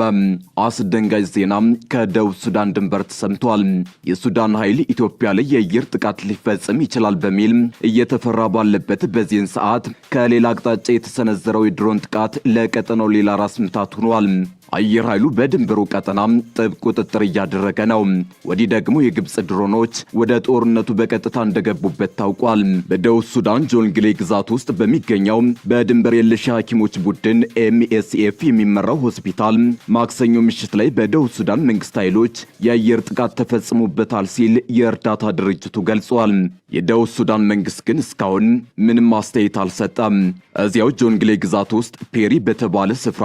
በሚገኝ የጤና ተቋም ላይ ሕጂ እንታይ ኢና ንሰምዕ ዘለና ኣብዚ ድሮ እቲ ናይ ደቡብ ሱዳን ፍራጂሊቲ ወይ እውን ኣብ ሰንኮፍ ዘላ ዓዲ ምዃና ናብቲ ኩናት ናይ ሱዳን ዓብ ግደ ክህልዎ ከም ዝኽእል ዳዕመ ሰሪዕ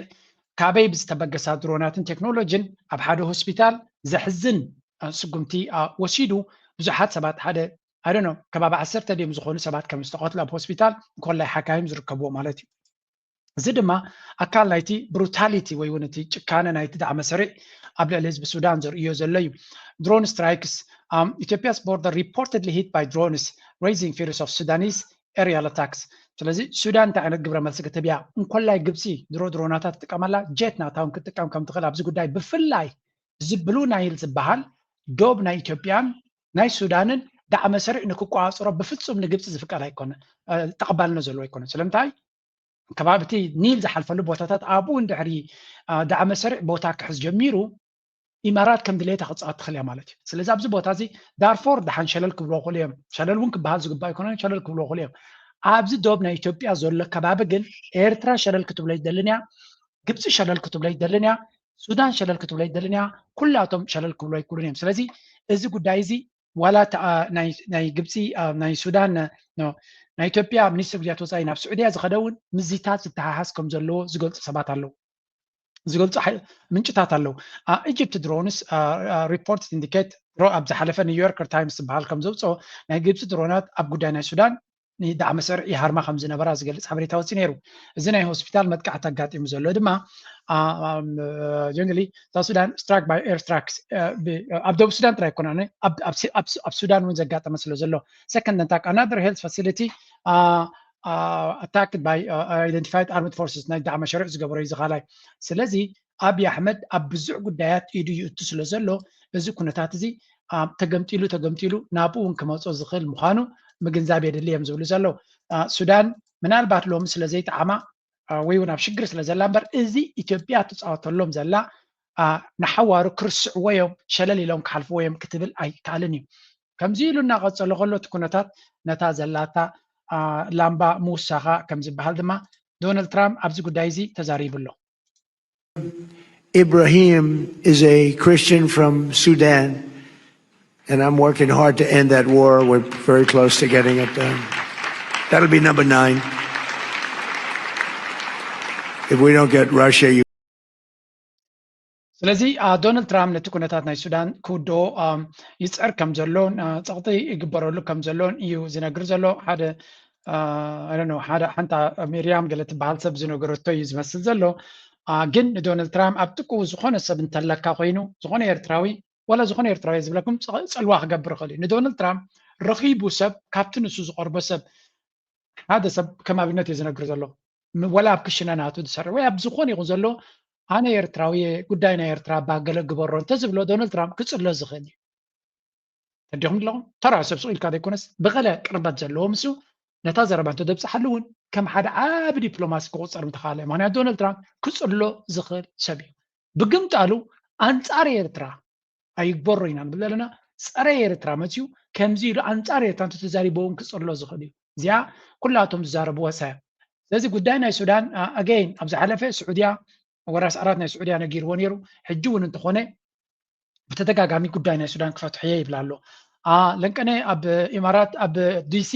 ንሱዳን ንምሕጋዝ ንምድሓን ተባሂሉ ሓደ ፋንድሬዘር ተገይሩ ነይሩ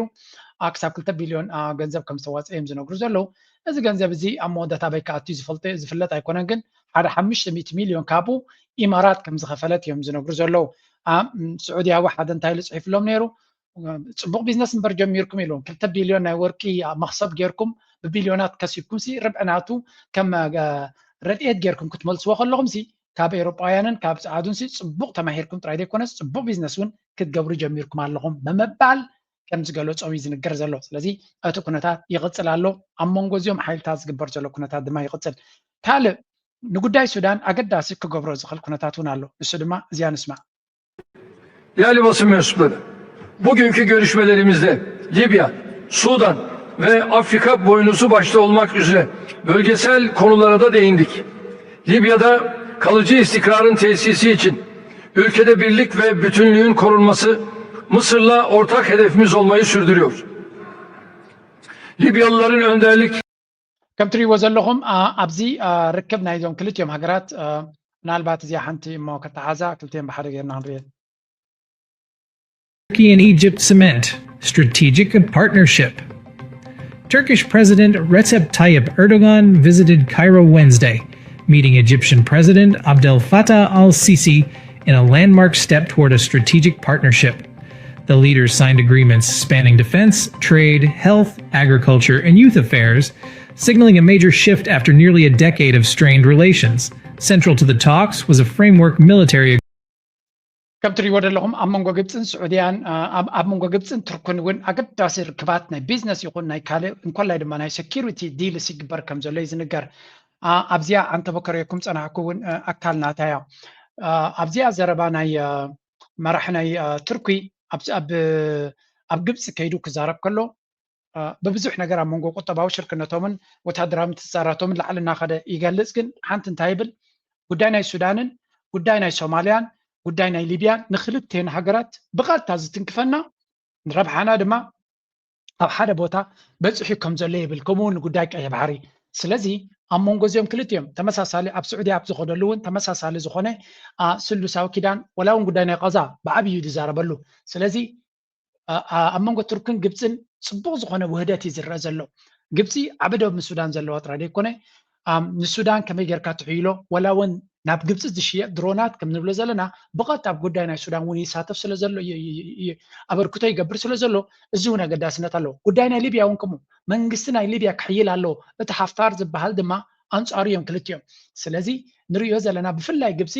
ብሰንኪ ኢማራት ምስቲ ሓፍታር ዝበሃል ኮይና ኣንጻር ቱርክያ ነይራ ቀደም። ሕጂ ግን እቲ ሓፍታር ዝበሃል ዘሎ እቲ ኸሊፋ ሓፍታር ዝበሃል ነታ ሃገር ንዕኡ ንሱዳን እኳ ንዳዕ መሰሪዕ ዝሕይል ስለ ዘሎ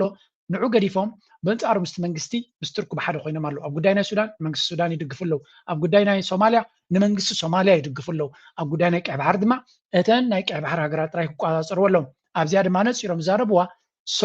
ሶማሊላንድ ኣካል ናይ ሶማልያ ስለ ዝኾነት እስራኤል ጌራቶ ዘላ ብትሪ ንኹንኖ እናበለ ይዛረብ ማለት እዩ። ስለዚ እዚ ኣዝዩ ኣገዳሲ እዩ። ንቀርኒ ኣፍሪካ ዝግበር ዘሎ ፖለቲካ ድማ ሰንትራል ሮል ክፃወት ዝኽእል ምዃኑ እዩ ዝንገር ዘሎ። ካብዚ ኣርእስቲ ናይ ቱርክን ናይ ግብፅን ከይወፃእና ከለና ብሓፂሩ ነዛ ዝምድና እዚኣ ኤርትራ ክትረብሓሉ ዘለዋ እያ ኢና ንብል። ስለምንታይ ክትረብሓሉ ኣለዋ ንብል ኣለና? ሓንቲ ብዚኣ ሓደ ኤርትራዊ ቅዱስ ኤርትራዊ ዘውፃያ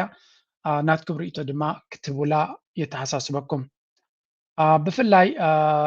where is it let me find this ምክንያቱ ኤርትራ ምስ ራሻ ንዘላቶ ኩነታት እዩ ፅቡቅ ገይሩ ዝገልፅ ንሱ ኤርትራ ካብ ራሻ ዘለዋ ኩነታት ቀልጢፋ ክትእለ ከም ዘለዋ እዩ ዝነግር። ስለምንታይ ከም ይብል ኣሎ ኣብዚ ዝሓለፈ ኤር ሾው ንሪኦ ዘለናን ብተደጋጋሚ ዝወፅእ ከም ዘሎን ራሻ ኣዝዩ ምዕቡል ኣፅዋራት ናታ ንኢትዮጵያ ንብልፅግና ትቦ ከም ዘላ ኢትዮጵያን ኤርፎርስ has taken into service 2 new types from Russia the Orion ዝበሃል ሓደ ኣዝዩ ምዕቡል ዝኾነ ድሮን ማለት እዩ። ከምኡ ድማ ያክ 130 ናይ መምሃሪ ዝኾነ ጀታት ማለት እዩ። ከምኡ እውን እቲ ዝለዓለ ደረጃ ሱ35 እውን ንክገዝእ ኣፍቂዶም ኣለዉ። ስለዚ ብተደጋጋሚ ከም ንሪኦ ዘለና ብዙሕ ቴክኖሎጂታት ፑቲን ንኢትዮጵያ ይህብ ከም ዘሎን ኣብዚ እንታይ ዝፅሒፍ ነይሩ ኤርትራያን ሪፖርት ዝብልዎ እዩ። ኤርትራ ምስ ራሻ ዘለዋ ዝምድና ዳግመ ግምት ክትገብረሉ ኣለዋ። ምክንያቱ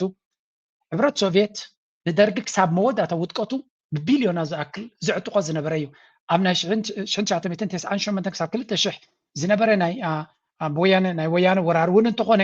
ዝበለፀ ኣፅዋራት ንመንግስቲ ኢትዮጵያ ትዕጥቕ ዝነበረት ዝበለፀ ሶፊስቲኬትድ ነፈርቲ ንኢትዮጵያ ትሸጠላ ዝነበረት ንኤርትራ ግን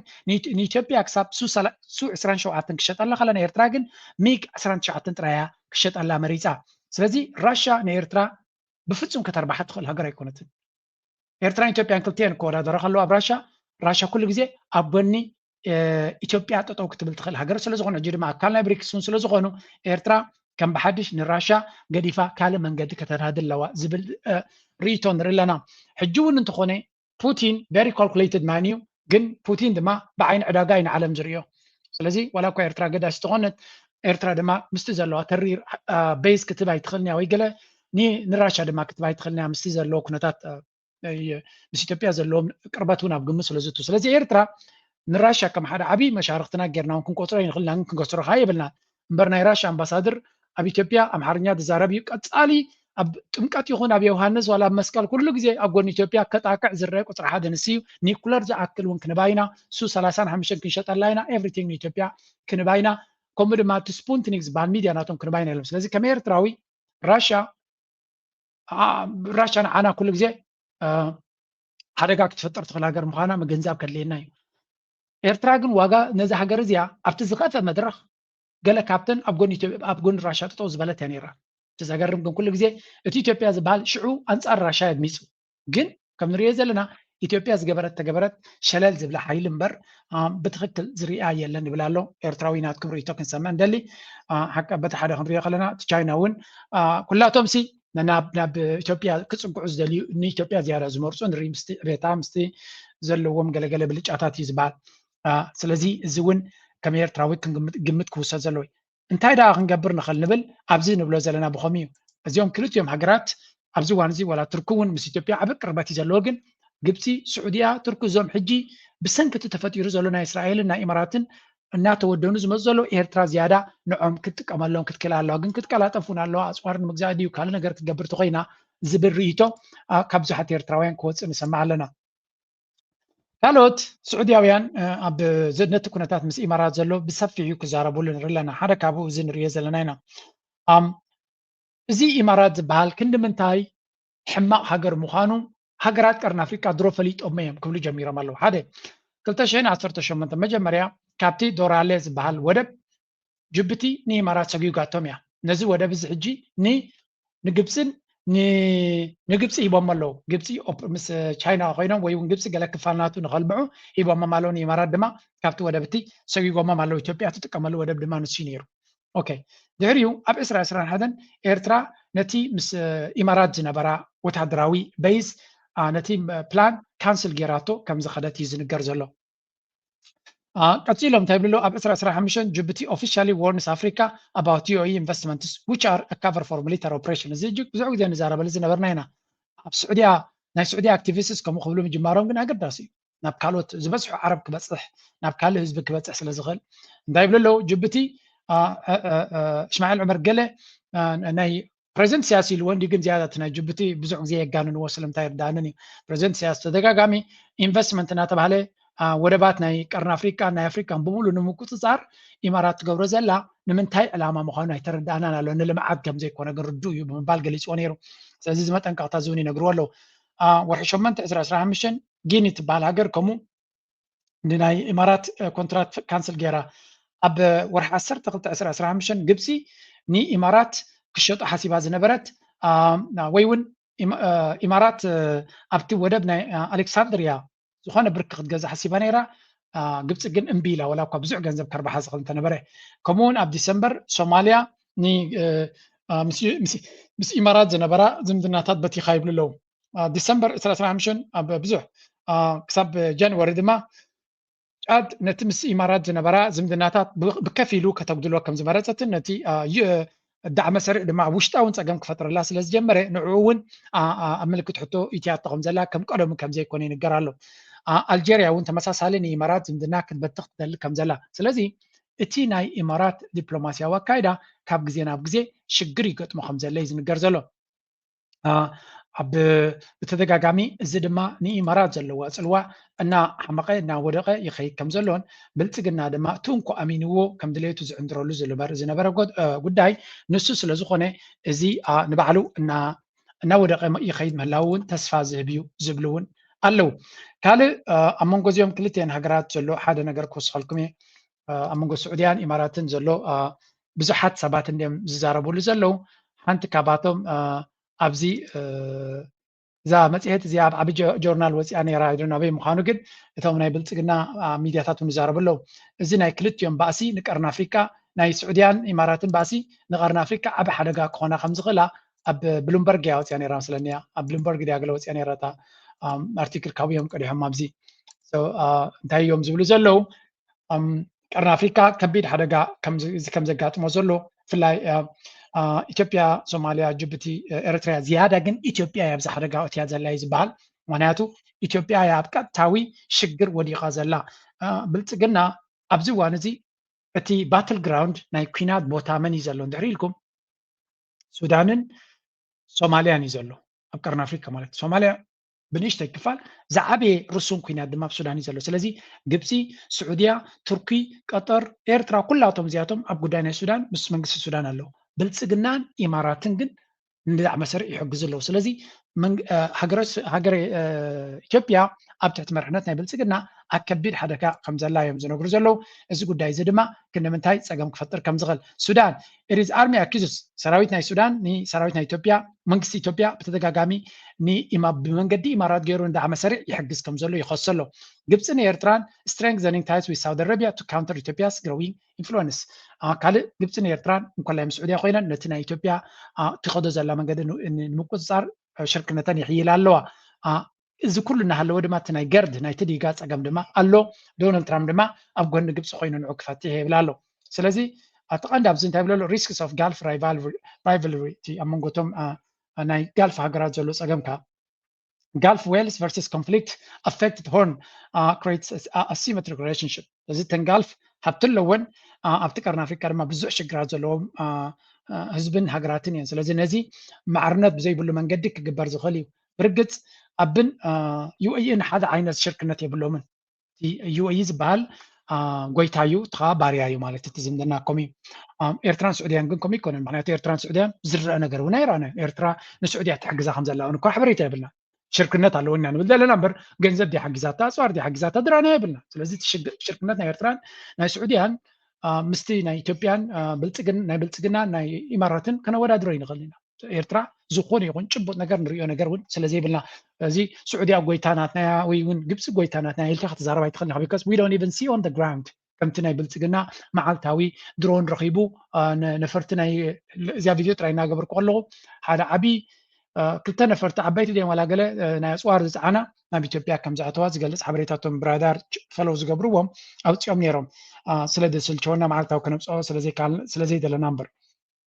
Eritrea's position, President Sias Afwerki criticized UAE's destabilizing role in Sudan. Eritrea may become a more direct involved in the conflict. ስለዚ ኤርትራ ኢማራት ኣብ ጉዳይ ሱዳን ትገብሮ ዘላ ብግልፂ ዝተዛረበ ኣብ ቀርኒ ኣፍሪካ ፕሬዚደንት ሃገር ኤርትራ እዩ ግብፂ ከማይ ተዛረበትን ወላ እውን መራሕቲ ናይ ሱዳን ከምቲ ፕሬዚደንት ኤርትራ ተዛረበ ይተዛረቡ ስለዚ ኤርትራ ሞር ኣብቲ ተራ ናይ ኢማራት ብግልፂ ኣንፃር ኢማራት እየ ዘላ እዚ ኣብ ጉዳይ ናይ ሱዳን ይኹን ከምኡውን እዚ ሕጂ ኣብ ኢትዮጵያ እና መመሊሱ እናኣተወ ዝኸዩ ዘሎ ሓይሊ ናይ ኢማራት ከቢድ ይክኸውን ዳትስ ዋይ ድማ ኤርትራ ጥራይ ዘይኮነሲ ስዑድያ ነዚ ናይ ኢትዮጵያ ኣካይዳ ካውንተር ክትገብሮ ከም ዘለዋ ስዑድያ ነዚ ብልፅግና መርገፂኡ ከነፅር ከም ዘለዎ ወይ እውን ኣካይዱ ከነፅር ከም ዘለዎ ፀቕጢ ክትገብር ዘለዋ ሃገርቲ ኮይና ሓንቲ ንሳያ ክትከውን ትኽእል ስለዚ እዚ ሕጂ ንሪኦ ዘለና ኩነታት እውን ኣካል ናቱ እዩ ኢልና ክንዛረበሉ ንኽእል ኢና ካብዚ ቀፂልና እንታይ ክንሪኦ ዝደሊ ዘለኹ ኣነ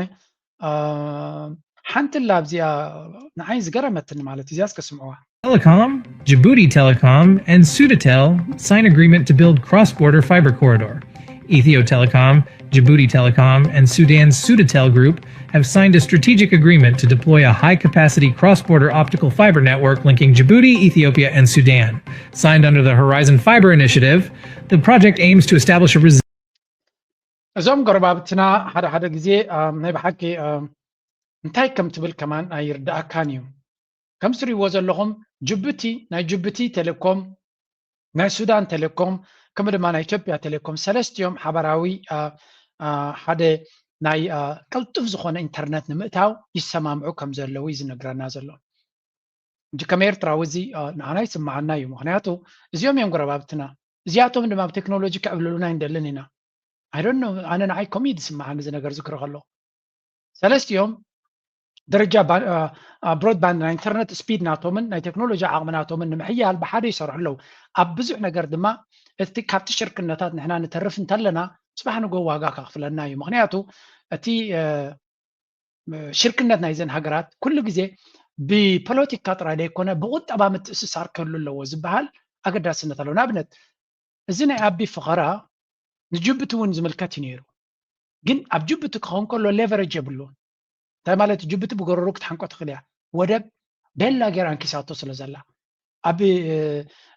ኣብ ሱዳን ሌቨሬጅ ስለ ዘይብሉ ይዕንድር ኣሎ ከምቲ ድሌቱ ግን ሱዳን እውን ፅልዋ ክትገብረሉ ትኽእል ነገራት ህልዋ ኸውን እዩ መጠን ብዙሕ ናይ ንግዲ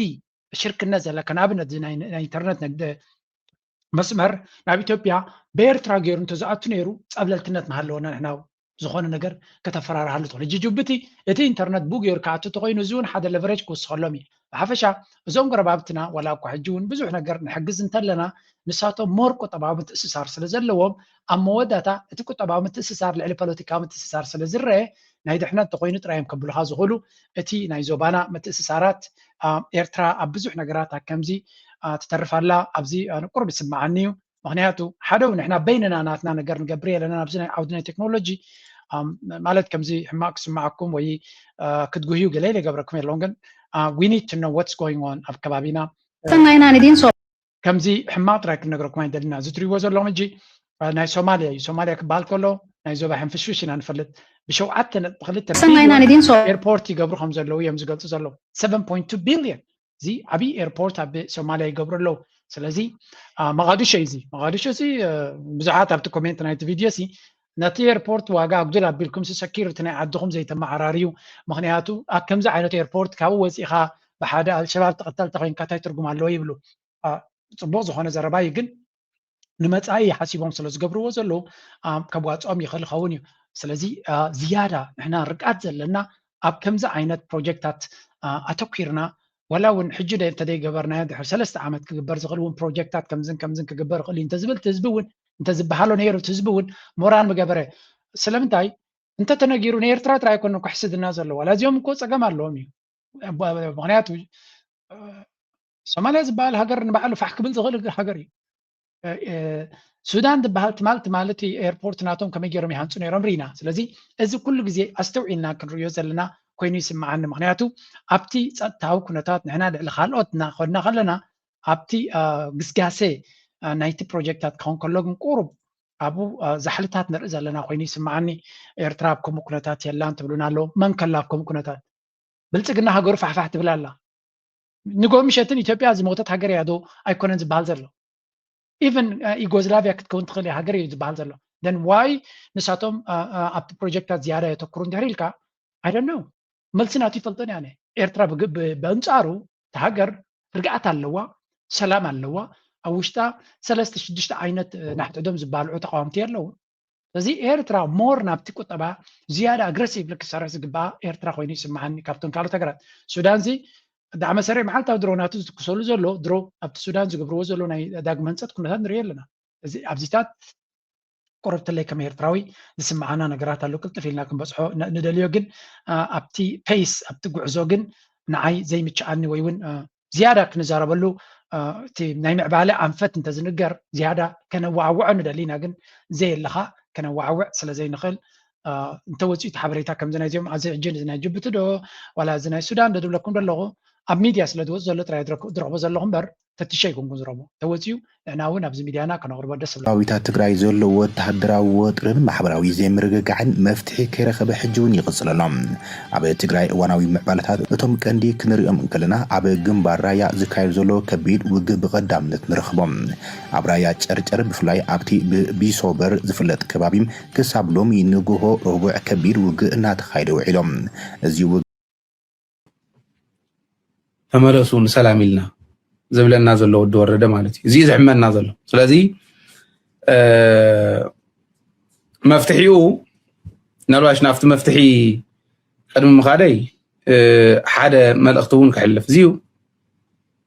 تاريخ او صحتات نديو ننو علم بلع زبلون نايتم صلاه اعلام عندي قدم الى 5 اخهم سكرين شات صلاتنا تلمم يمزفصم زلو احنا قاعات المصلاتنا اينا نفصم زل ግን ከም አጀንዳ ይላ علينا ዝኻት ዝኸበደን ህዝብ ትግራይ ኣዝዩ ጓሃዝ ዝኾነ ነገር ሓድሕዱ እቲ ዝማሉ በሓባር ኮይኑ ንህዝቡ ክከላኸል ዋጋ ዝኸፍል ዝነበረ TDF ሎሚ ኣብ ክልተ ኮይኑ እቲ ሓደ TDF ወይ ከዓ TPLF እቲ ሓደ ከዓ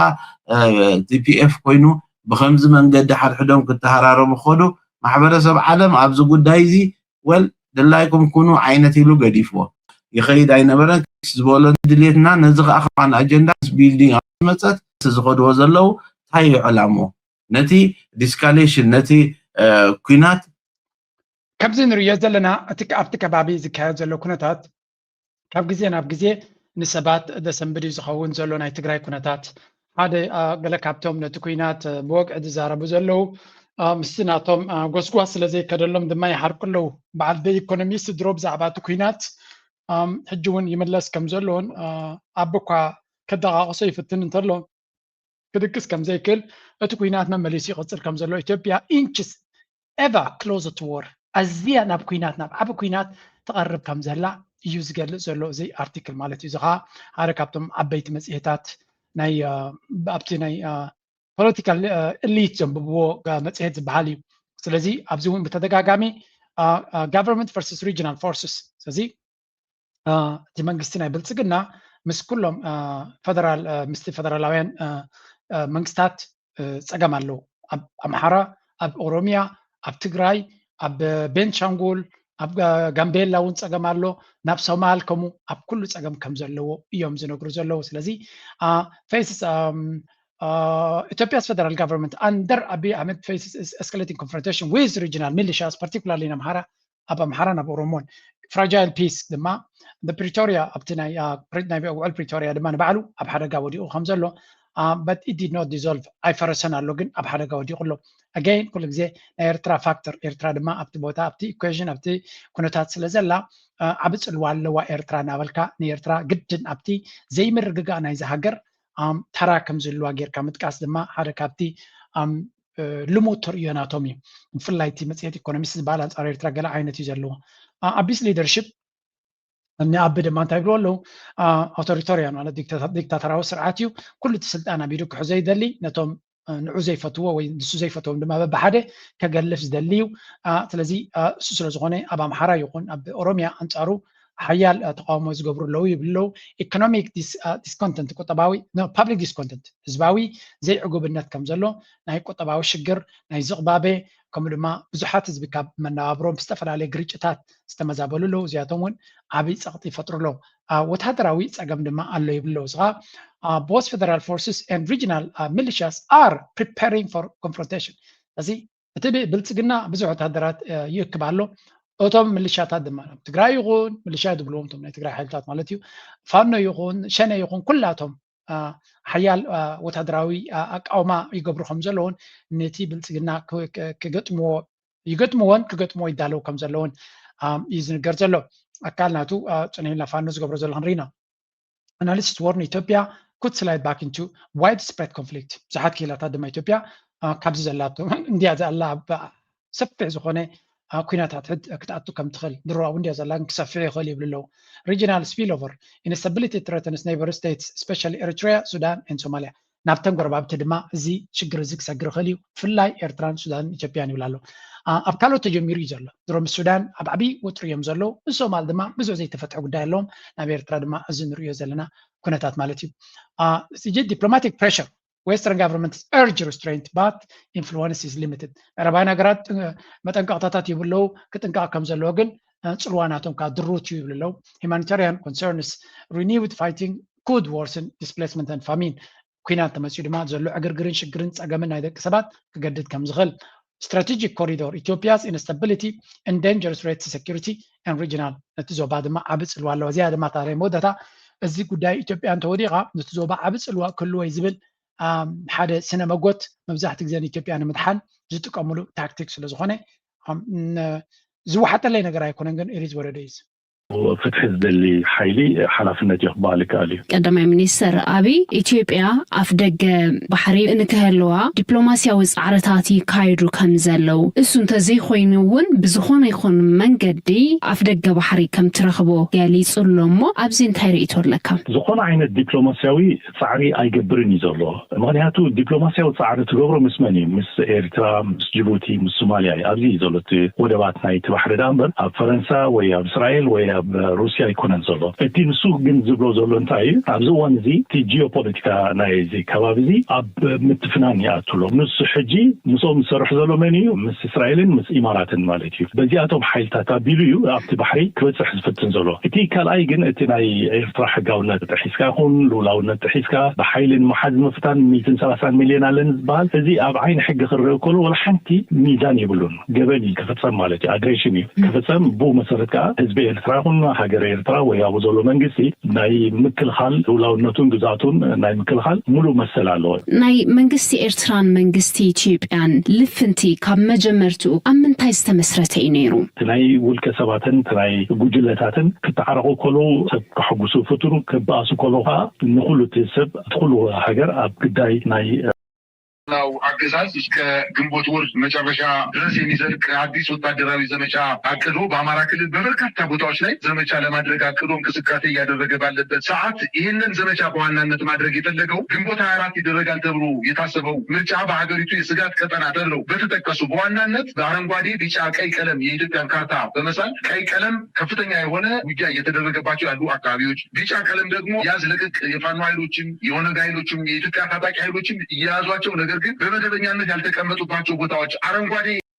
ንሪዮ ዘለና ቦታታት ንሪዮ ዘለና ወታደራት ወይ እውን ሓይሊ ናይ ፋኖ እዩ ፋኖ ክንምንታይ ሓይሉ ከም ዘለዎን እዚ ዓመት እዚ ዓመተ ምርጫ ስለ ዝኾነ ኣብይ ኣሕመድ ድማ ምርጫ ግድን እየ ክገብር ይብላ ኣሎ ግድን እየ ክገብር ዝብል ዘሎ ድማ ዕላማ እዩ ስለምንታይ ግድን እየ ክገብር ይብላ ኣሎ ሕንፍሽፍሽ ኣሎ ኣብቲ ሃገር ስለዚ እንታይ ይገብር እዩ ኣብቲ ንዑ ክመርፆ ዝኽእል ቦታታት ጥራይ ምርጫ ክካየድ ዝኽእል ስለዚ እቲ ምርጫ ተኻይዱ ኣነ ተዓዊተ ንኽብል እዚ ሕንፍሽፍሽ ክጥቀመሉ ክፍትን እዩ እዚኣ ከም ሓንቲ ታክቲክ ክጥቀመላ ከም ዝኽእል እዩ ዝንገር ዘሎ ስለዚ እኒዩ ሚሊታሪ ካምፔይን ሰፊሕ ዝኾነ ወታደራዊ ስጉምቲ ክወስድ ይደሊ ከም ዘሎ ንፋኖ ይኹን ንካልኦት ክስዕር ድማ ኣብዚ ሕጂ ናይ ምርጫ ግዜ ይኮነ ዝያዳ ዘድልዮ ንዓመታ እቲ ናይ ኮፕ ዝበሃል ኮንፈረንስ ክእንግድ ስለዝኾነ ከምዚ ኩናት ኣብ ዘለዎ ክኸውን ስለዘይክእል ዋላ እቲ ናይ ክላይሜት ቼንጅ ዝበሃል እውን ስለዘይምችእ ኣብ ካልእ ክቕይርዎ ስለዝኽእሉ ገለ ነገር ክፈጥር ክፍትን እዩ ስለዚ እዚ ሰብ እዚ ዓቕሚ እንተለዎ ክረአዩ እንታይ ገብር እዩ ግን the campaign is mapped with colors እቲ ዝግበር ዘሎ ድማ ዝተፈላለየ ዓይነት ሕብርታት ሂብዎ ኣሎ ነዚ ወታደራዊ ስጉምቲ ክገብሮ ዝደሊ ዘሎ ይበሃል ኣሎ ቀይሕ ብርቱዕ ኩናት ዘለዎ ብጫ ድማ ደሓን ዝኾነ እጂ ቀይሕ ንመን ሂብዎ ኣሎ ሬድ for areas of heavy fighting ተጠቂሙሉ ኣሎ የለው ቀጠል ብጫ ድማ contest zones ንምስ ፋኖ ድዩ ምስ ኦሌፍ ዝገራጨውሉ ዘሎ green cap for areas under government ገይሩ መንግስቲ ዝቋፀሮም ድማ ቀጠልያ ብምባል ገይርዎም ኣሎ heavy battles are going in north ወሎ south ወሎ west ወሎ and ጎንደር areas ከቢድ ዝኾነ ኩናት ኣብ ሰሜን ደቡብ ከምኡ ድማ ምዕራብ ናይ ወሎ ይካየድ ከም ዘሎን ከምኡውን ኣብ ከባቢ ጎንደር A recent attack killed General Bekele Dunga and several senior officers with reports of over 1,000 fighters involved. ስለዚ ክሳብ ጀነራላት እውን ይቆተሉ ከም ዘለዎ እዮም ዝነግሩ ዘሎ ኣምሃራ ሚድያ ብሮድካስትስ the funeral of fallen generals showing the scale of losses እዚ ጀነራል ናይ ፋኖ ጀነራል ተቀቲሉ ዘሎ መስለኒ ስለዚ እቲ ኩናት ክሳብ ክንደይ ይቅትል ከም ዘሎ reports indicate more than 146 government soldiers were killed in ወሎ ከቢድ ኩናት ይካየድ ከም ዘሎን ነቲ ቃልሲ ናይ ህዝቢ ኣምሓራ ጥጦ ንምባል ድማ ብዙሕ ተበግሶታት ይገብር ከም ዘሎ እዩ ዝንገር ዘሎ ፋኖ ድማ መመሊሱ እናሓረነ እናሓየለ ይኸይድ ኣሎ ብፍላይ እዚ ሕጂ ገይርዎ ዘሎ ሓድነት ድማ ኣገዳስነት ከሎ ተቐቲሉ ዘሎ ጀነራል ናቶም ዲ ዋላ ፋኖ ኣይነፀረለይን ግን ያ ብዙሕ ወታደራት ናይቲ መንግስቲ ይቐተሉን ይህረሙ ከም ዘለውን ኢና ንርኢ ዘለና እዚኣ ምምራኽ ድማ ከም ሕሱም ማለት እዩ ስለዚ እዚ እቲ ኢትዮጵያ ዝበሃል ኣብ ከመይ ዝበለ ሓደጋ ወዲቑ ከም ዘሎን እቲ ናይ ፋኖ ቃልሲ ድማ ትሪእዎ ኣለኹም ዳርጋ ኦልሞስት ዝላደዩ ተጋደልቲ ተቐይሮም እዮም ሕጂ ተመክሮ እናቐሰሙ እናዓበዩ መፅኦም እዮም እቲ ቃልሲ ድማ ከቢድ ክኸውን ሓንቲ ሲ እዞም ሕፍረት ዘይብሎም ብልፅግናሲ እንታይ ክብሉ ሰሚዐም ኣሎ መሲልኩም ሕፍረት የብሎም ክንብል ከለና ድማ ብዘይ ቃል ዓለም ነዚ ገዱ ከጥቅዑ ኢሎም ገዱ ብዙሕ ጎዶም ኣውፂዎም ስለ ዘሎ ሲ እንታይ እስከ ክብልዎ ተሰሚዐም ስምዑም ሲ ወቅት እያለን በፋኖ ስም የተደራጀው ኃይል ከራሳችን መከላከያ ጥቁር ክላሽ የኛን መከላከያ እየገደለ እንደሚወስድ እናቅ ነበር በግልጽ ነበር በህይወት የገደሏቸው የኢትዮጵያ መከላከያዎች አሉ ለጥቁር ክላሽ ብለው ማለት አሁን ተፈራማማም አምኗል እንደምታውቁት በዛ በጦርነቱ ወቅት ፋኖ መከላከያን እየገደልክ ጥቁር ክላሿን ተረከብ ስራው ነበረ ብሏል አሁን ተፈራማሙ ሌላ ቦታ ሜዳ ያስፈልግም ዋይዝም ሀገር ዚዮምሲ ናይዞም ሀገር ድራማ ኣይውዳእን እዩ ክንብል ከለና ምግናን ዘድልየ ይኮነን ኣብቲ ግዜ ኩናት ናይ ትግራይ ዝነበረ ሲ ፋኖ ብዙሕ ብረት ስለ ዘይብሎም ዕድል ክረኽቡ ከለዉ ኩሉ ግዜ ዕላምኦም ስለ ዝፈልጡ ናይ ፌደራል ወታደር ክሪኡ ከለዉ ተሓሚሉ እንተሪኦም እሞ በግ ኣቢሎም ነታ ብረቱ ይወስድዋ ነቲ ዕጥቂ ይወስድዎ ከም ዝነበሩ እዩ ዝንገር ዘሎ ሓቅነቱ ብዘየገድስ ክንድምንታይ ኣብቲ ፌደራላዊ መንግስቲ ይኹን ሰራዊት ምትእምማን ከምዘየለ ከምኡውን ዋላ ኮቶም ህወሓት እኮ نتي سمين إزي زهرموهم كتو مساسالي نتي فدرال سراويت نايتي فدرال منقسز بهال زلو نعو أصوار منتيلكا نفسها محيال سلو زخوني حفشا كل تزخدو زلو كبيد زخونة كونتات كم زخونة يزنقر زلو كان معالتنا دما اتقود ناتهم أنا وزي يجو خي زلو بفلاي نقدو نمتقع كبيد يزارب زلو زي ينفعلو هليناون شطوال አቶ ገዱ ዛሬ አቶ ገዱ የሻቢያ ተላላኪ ነው። የአቶ ገዱን ህሊና የሚዘውረው ሻቢያ ነው። የራሱ ህሊና የለውም። አሁን አቶ ገዱ ፖለቲካሊ ነው ያነሳ ያለው። ኦሬዲ ህሊናውን ባርስ ኻታ حلنا ዘለከ በዓል حلنا እስከ በዓል حلنا ይልኩም እስከ ጽሐፍሉ ንገዱ ሲሐቅ ስለዚ ነገር حلنا ይብሉን ሻዕቢያ ይዝውሮ የምዝብሉ ዘለው ነቲ ብልጽግና ክሕስዎ ዝፈተነ ነቲ አብይ አሕመድ ክሕስዎ ዝፈተነ أنا زفلت تاريخ مسكري لو زقبو مسكرنات مسحابو ويبلا يريولو مچم منكم من يتحكنيا زغير على مونغون احنا ግን بچبط خنرخلنا زمسل زربا ناي ان ገዱ مخانو በብዙሕ መንገዲ ድጋፍ ክረክብ እንሰማዓለና ፋኖ ድርጅት አቁሞ የራሱን እየታገለ እንደሆነ እናውቃለን። ቀደም ሲል ሲነሱ የነበሩ ነገሮች እንዳሉ ከዚህ ያለፈ በዚህ ትግል ውስጥ ምን እያደረገ እንደሆነ በግልጽ ምንረዳው ነገር የለም። ነገር ግን ገዱ አንዳርጋቸው ለአብይ አህመድ አገዛዝ ናይትሜር የመጨረሻው የስጋታቸው ምንጭ ኦፍ ኮርስ ዋይት ሃውስ ትራምፕ አስተዳደር ጠርቶም ያወራው ሆኗል። ስቴት ዲፓርትመንት የሚጠየቅ ሆኗል። ሌሎች አስተያየት ሰጪዎች፣ ተንታኞች፣ ዲፕሎማቶች የሚጠይቁት ሆኗል። ከኤርትራም ከሌላም አካላት ጋር የመነጋገር ዲፕሎማሲያዊ ሌቨሬጅ ወይም እድል አቅም የተፈጠረለት ፖለቲከኛ መሆኑ ግልጽ ነው። በሐፈሻ አብይ አሕመድ በዓብዩ ኣብ ፓርላማ ናይ ሃገሩ ንገዱ አንደርጋቸው ሽሙ ፀዊዑ ብዛዕቡ ዝነበረ ክዛረብ ምጽውዑ ነቲ ገዱ ተቐባልነት ናቱን ኣቓልቦ ናቱን ከምኡውን ለቨሬጅ ዓቕሚ ናቱን ናይ ምዝርራብ ብካልኦት ኣቓልቦ ናይ ምርካብ ዓቕምን ከም ዘዕበዮን ንሱ ድማ ምስ ዝነበሮ ስልጣንን ዝፈልጦ ኩነታትን ነቲ ኩነታት ድማ ኣብቲ መልሲ ናቱ ተሪኽሞ ንህዝቢ ትግራይ ኣብ ጎኑ ንህዝቢ ኣምሓራ ኣብ ጎኑ ንህዝቢ ኢትዮጵያ ብሓፈሻ ኣብ ንሓትሕቱ ከናቆቶ ዘይኮነ ኣብ ከናቆቶ ይደሊ ከም ዘሎን ንሱ ግን ኣብ ልዕሊ ትግራይ ዝተገበረ ብዘየገድስ ኣብዚ ሕጂ ኮይኑ ክሪኦ ከሎ ጌጋ ከም ዝነበረን ህዝቢ ትግራይ ዓብ ስቃይ ከም ዝወረዶን ህዝቢ ኤርትራ ድማ መንግስቲ ኤርትራ ድማ ንፅቡቅ ኢሉ ከም ዝገበረን ኣብ ድማ ብፅቡቅ ይገልፆም ከም ዝነበረ ከም ዝሎ ምጠላም ከይኮነ ከሎ ንህዝቢ ኣምሓራ እውን እንትኾነ ኣብ ጎኒ ኢትዮጵያ ኣብ ጎኒ ብልፅግና ኮይኑ ብዙሕ ንዝገበረ ዘሎ ምስ ገብሮ ዘሎ ናይ ብሓቂ ዝሕፍር ከም ዝኾነ ይዝገልጽ ዘሎ ስለዚ ኩሉ ክረአ ከሎ ገዱ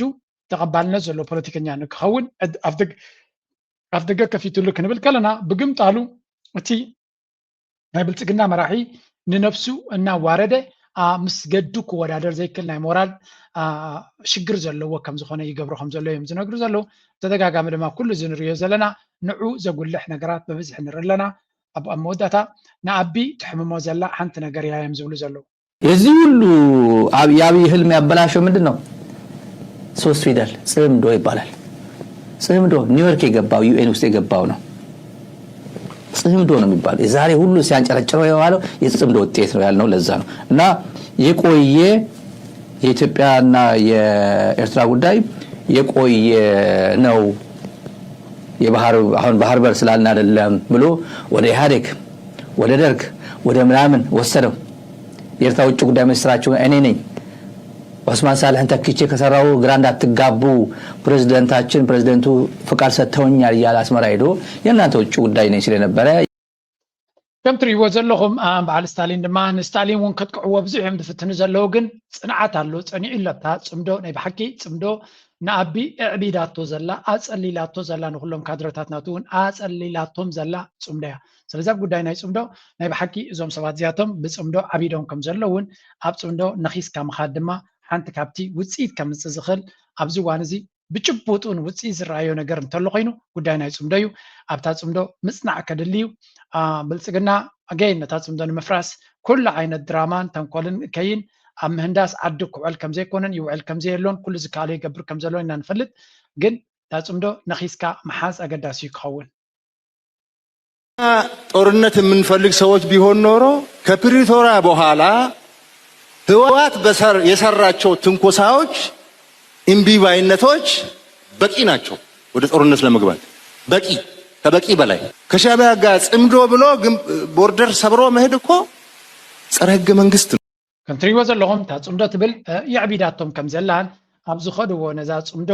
ላዕልን ታሕትን ከብልዋ ኢና ንርኢ ዘለና መቸም ኣብቲ ሓላ ጥራይካ ትብሎም እቶም ኣብ ፅምዶ ዘለዉ ድማ ሃየ ቀፅሉ ንኸሱ ነኺስኩም ቀፅሉ ጥራይና ክንብል ንደሊ ንቐፅል ተስፋ ዝገብሩላ ገለገለ ሰባት እውን ብኣሉታ ዘልዕልዋ ነጥቢ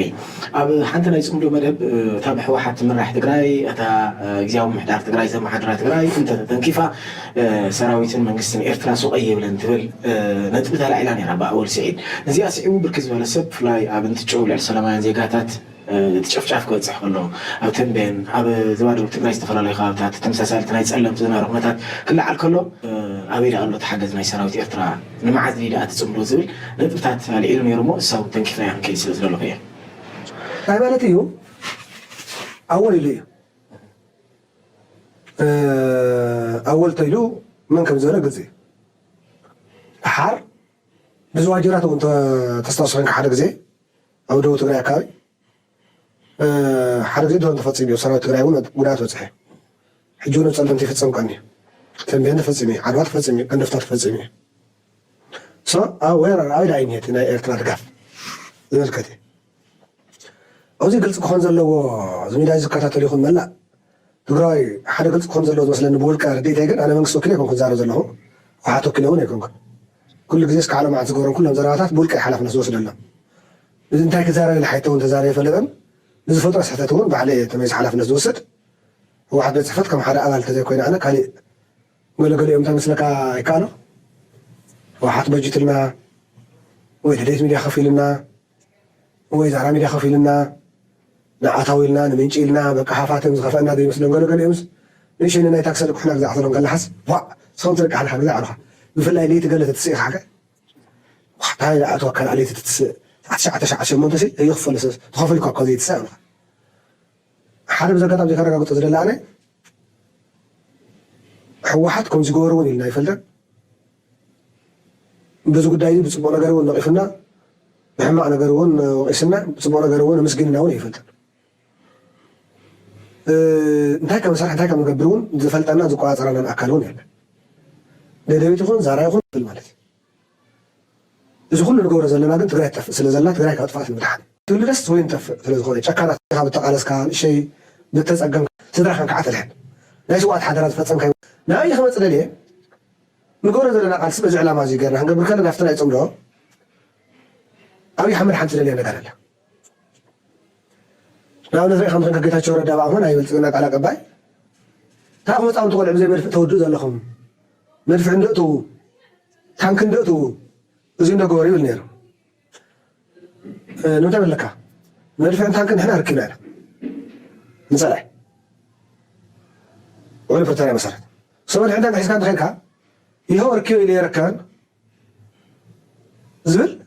ወይ ፕሪቶርያ ኣፍሪሶም ዝብል ጂኦግራፊ እንተልየካ ኣየር መቃወምያ እውን ናብኡ ትኩስ ድሓር ኤርትራ ሃገር እያ ትግራይ ክልል እያ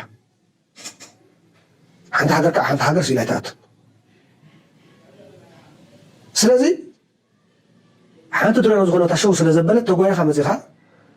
ትግራይ ናይ ዓላስ ይኹን ናይ ኤርትራ ይኹን ሲልካ ትኩስ ኣቢልካ ተብሎ ነገር የለን ድሓን ተጎደፋይ ከምዚኣ ገይሩ ዝምልሰሎም እዮም ዝደልዩ ሓካ ብዙሕ ግዜ ክዛረብዋ ሰራ ሻዕብያ ዳዕብያ ኣሎ ገለ ይብል እኳ ናይ ቆልዑ ኩናት ኣይኮነን እዚ ናይ ዓበይቲ ኩናት እዩ ዝኾነ ካብ ንኣወል ስዒድ ካብ ጀመርኩሞ ድማ ናብታ ናይ ኣወል ስዒድ ስግር ክንብል ንቐፅል ፖስት ትግበር ኢሉ ይእዝዝ ናይ ዝፍልልይ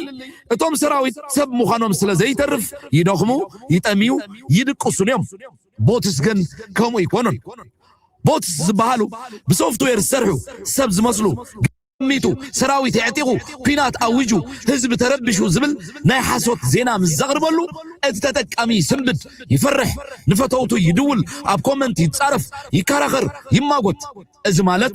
እቲ ሰብ ኣብታ ኣፕሊኬሽን ብዙሕ ግዜ ኣጥፊኢሎ ማለት እዩ እታ ኣፕሊኬሽን ድማ ንሱ ብዝፀንሖ መጠን ግዜ ኣድቨርታይዝመንት ናይ ካልኦት ትካላት ፖስት ትግበር ልምምድ ገይሩ ዝብል ዜና ህሞ ይኸውን ዝግባእ ነይሩ መልሱ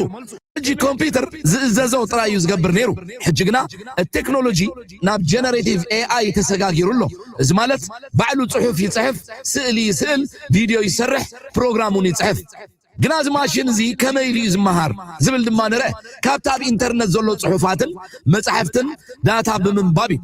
اتحادقا زلو دما ابزنت بزيو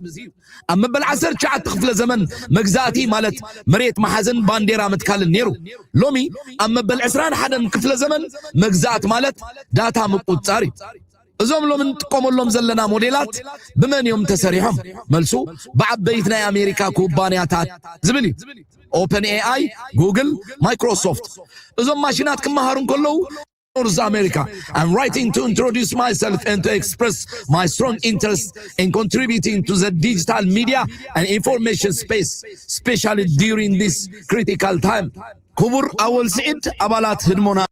أبنت كذبكم أبزح على في فيديوي انتي نقبر إلى تأوعد مسغربكو زمتأتني دبداب بيخم ببالكم دير أول سعيد هدمونا entertainment لا تجمر. My name is Eritrean and I am currently living in North America. I'm writing to introduce myself and to express my strong interest in contributing to the digital media and information space, especially during this critical time. كبر أول سعيد أبالات هدمونا TV.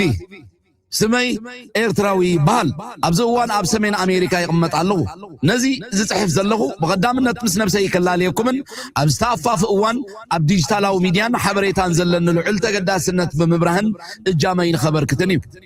أنا سرحينا سوفت ويراتن هارد ويراتن إنجينير كوينة ستاوي حسنة زلوم سيكوير سوفت وير سيستمز كومود ما ديجيتالاويان ناي مثل خال سوفت ويرات ديجيتال بروتكشن تولز أم مسرح تمكرو لني أبزح على فقرة بأوان أبكم تيك توك إنستغرام فيسبوك يوتيوب نزعمسلو مرببات محبرة وميديا استفل عليو علامات أمان النتن سايبرا ودحنتن ميديا بحفشة بفلاي دماناي إيرتراويان ميديا بمحيال نتناي ديجيتال ورار نمكاتي ناتي تكنيكا وبقعتن توفاي نتن أبزي صورة وناي ديجيتال زمن أقداس خون خيلي الميديا سايبر سيكوريتي كمو دما ديجيتال أو مهازنت أبتقبر وسرحات بخمي كبركت ويكت حبابر يخل مساخم كالزرارب مبكعي عبي خبري سمعني نقزي خان نزع الدل بمهاب كان أمسكن نملس كل غاير تراوزيقا كتت أما حبرا ومراخبيتات تودحوا باي خمت ازي ناي موت في نعخا إيرتراو من اسم أفدي انتاي مسيلكم زنا أول كيتكم عم زيادة بتي هدمونا سمعوها أول تا تيزقو بروزلو نزي ناي تكنولوجي كاوي جنبار زقبون زمتنون نعوذ متن حدقا كم زلو ويزقل زلو أنا I have full respect أبزي بحكي نحادة سقم عمقوت ناتون كبد ناتون صبوغ يركان تتردي خايو فرق مفتحي رقيب كان لخاي زبهال نتسقم مردع فرق عوت فرق مفتحي زبهال هجي هتسقمنا يرترا زي سقمنا تكنولوجي كم تعوزخلنا يرترا لعلي تبرتن تانكن كم زخونه ترديو كم زي عينت فيديوهات كسرح مجمارو أزيا قداسي إيه كالاي كفالنا تدما كم زين السنة أول تسعفوا لزلو بزحات يوم تسعفوا لين عاي تايم مخن قبر نخل تمال حدا أزيو كي لا سب ولا وين إيرتراي خيد يجن أبي كيد كمس من تزارب حدا سبيسيفيك سب وي ونعوك من رح زخل أكال سلزي اللي كم بعلانا دما ولا كعقمن تلنا أفقدوا في سكيدنا كم كحكحون بزع جزية بالنانيلو سلزي أتان دلاتنا جزية أبزن يلو حدا كوردينيتس قبر أكاونت زلو عقمل لنا كنا بركز زخل كم زد ما بزع جزية مثلا عاي جنقل لسبسل زخونكو يا تصفان قبر بحقر درجة زي كم حدا بلان كل ومو ولا نشتي تيم أنا قد محجي له ولا سلسة كمبيوتر زلوها حانت تيم كتقوم علوها دقة زلها كتات صبغن ديو كتيتون دي زلو راينا تاكايدوك خطر خلقن بحقر درجة خنتايت بلاناتنا مش عمد حجي أبينا كنلو حريك ببوغون زقبرو زلو دي كون ويس بحقر درجة ناتنا بلاتفورمز كلوانا ناتنا استراتيجي كلوانا بلتقنا يحمق يطبق ناتو بلان له يسرح له يفكر له كمان له بروباغندا ون يسرح له نحنا دما بعاقمنا كنقبرو له زي نخل انتهى له سلازي إذا أول زقبرا زلو تغزل تصفى قبرانا بابليك للزاربو زلو دما تسعونا المقبار مالتيو هذا زخونه يكون بلان ولا وش تأثم يعني فحدي ولا أبقى له قينو هذا بلاتفورم كلهم وحدا سبازلو بوحدا عقم خبقة سخل انتل قينقا ينقر أنا فرنا تود ما بدق مسكونو كميج يركب سب كبيك ما تسخل قال ملا ويون تجزء الميدياتات نزي حجزونك بهالكل دما هنا ዝከኣለና ክንሕግዝ ንኽእል ነቲ ሓሳብ ናብ ካልኦት ከም ዝበፅሕን ካልኦት ኣሚኖም ክርዕምሉ ከም ዝኽእሉ ንምግባር ድማ ዝከኣለና ክንገብር ኢና ብዝኾነ እዚ ፀገም እዚ ዝኣክል ቆላሕታን ዝኣክል ኣቓልቦን ክረክብ ምኻሉ ጥራይ ንዓይ ፅቡቕ ነገር ኮይኑ ይረአየኒ ኣሎ ምክንያቱ እዚ ነገር እዚ ክዛረብ ከለኹ ኣብዚ ቻነል ትክክል ንስኻትኩም ኣብ ኤርትራ ዘለዉ ዘይፈልጥዎ ይመስልካ እናበሉ ብዙሕ ሕማቕ ዝፅሕፉ ሰባት ይረ ነይረ ሕጂ ግን እንተኾነ ብሃገር ደረጃ እውን ኣባልሰት ካብ ሃገር ስለ ዘሎ እቲ ፀገም በሪሂሎም ከም ዘለዎን ዘድሊ መፍትሒ ንምግባር ድማ ኩሉ ኤርትራዊ ክኸትት ከም ዘለዎን ዝከኣሎ ንክገብር ብፍላይ ድማ ኣብ ዓውዲ ናይ ሶፍትዌር ኢንጂነርስ ክትኮኑ ትኽእሉ ናይ ኤኣይ ኪላታት ክትኮኑ ትኽእሉ ኤቭሪባዲ ዋላ ኣብ ሶሻል ሚድያ ተሳታፊ እውን ነናቱ ግደ ክህልዎ ይኽእል ግን ኮኦርዲኔት ዝኾነ መንገዲ እንተጌርና ድማ ንሱ እውን ሓጋዚ ክኸውን ዝኽእል ተስፋ ንገብር ናወል ድማ በዚ ዝኸዶ ዘሎ ቀላሲ ተራ ተቐፅል ተስፋ ንገብር ናይ ሎም ማሕበረሰብ ዝኾኑ ወዲና ላይክ ምግባር ሼር ምግባር ምድጋፍ ናይ ወትሩ ፃውዒትና እዩ ሌትስ ጎ وطيب شطارة الكون حنتي شعبية كلنا دياسبورا يقوم عقد زلنا عودنا حفاشي لحدنا بزمن سنتنا يسورانا ما يكسر أبو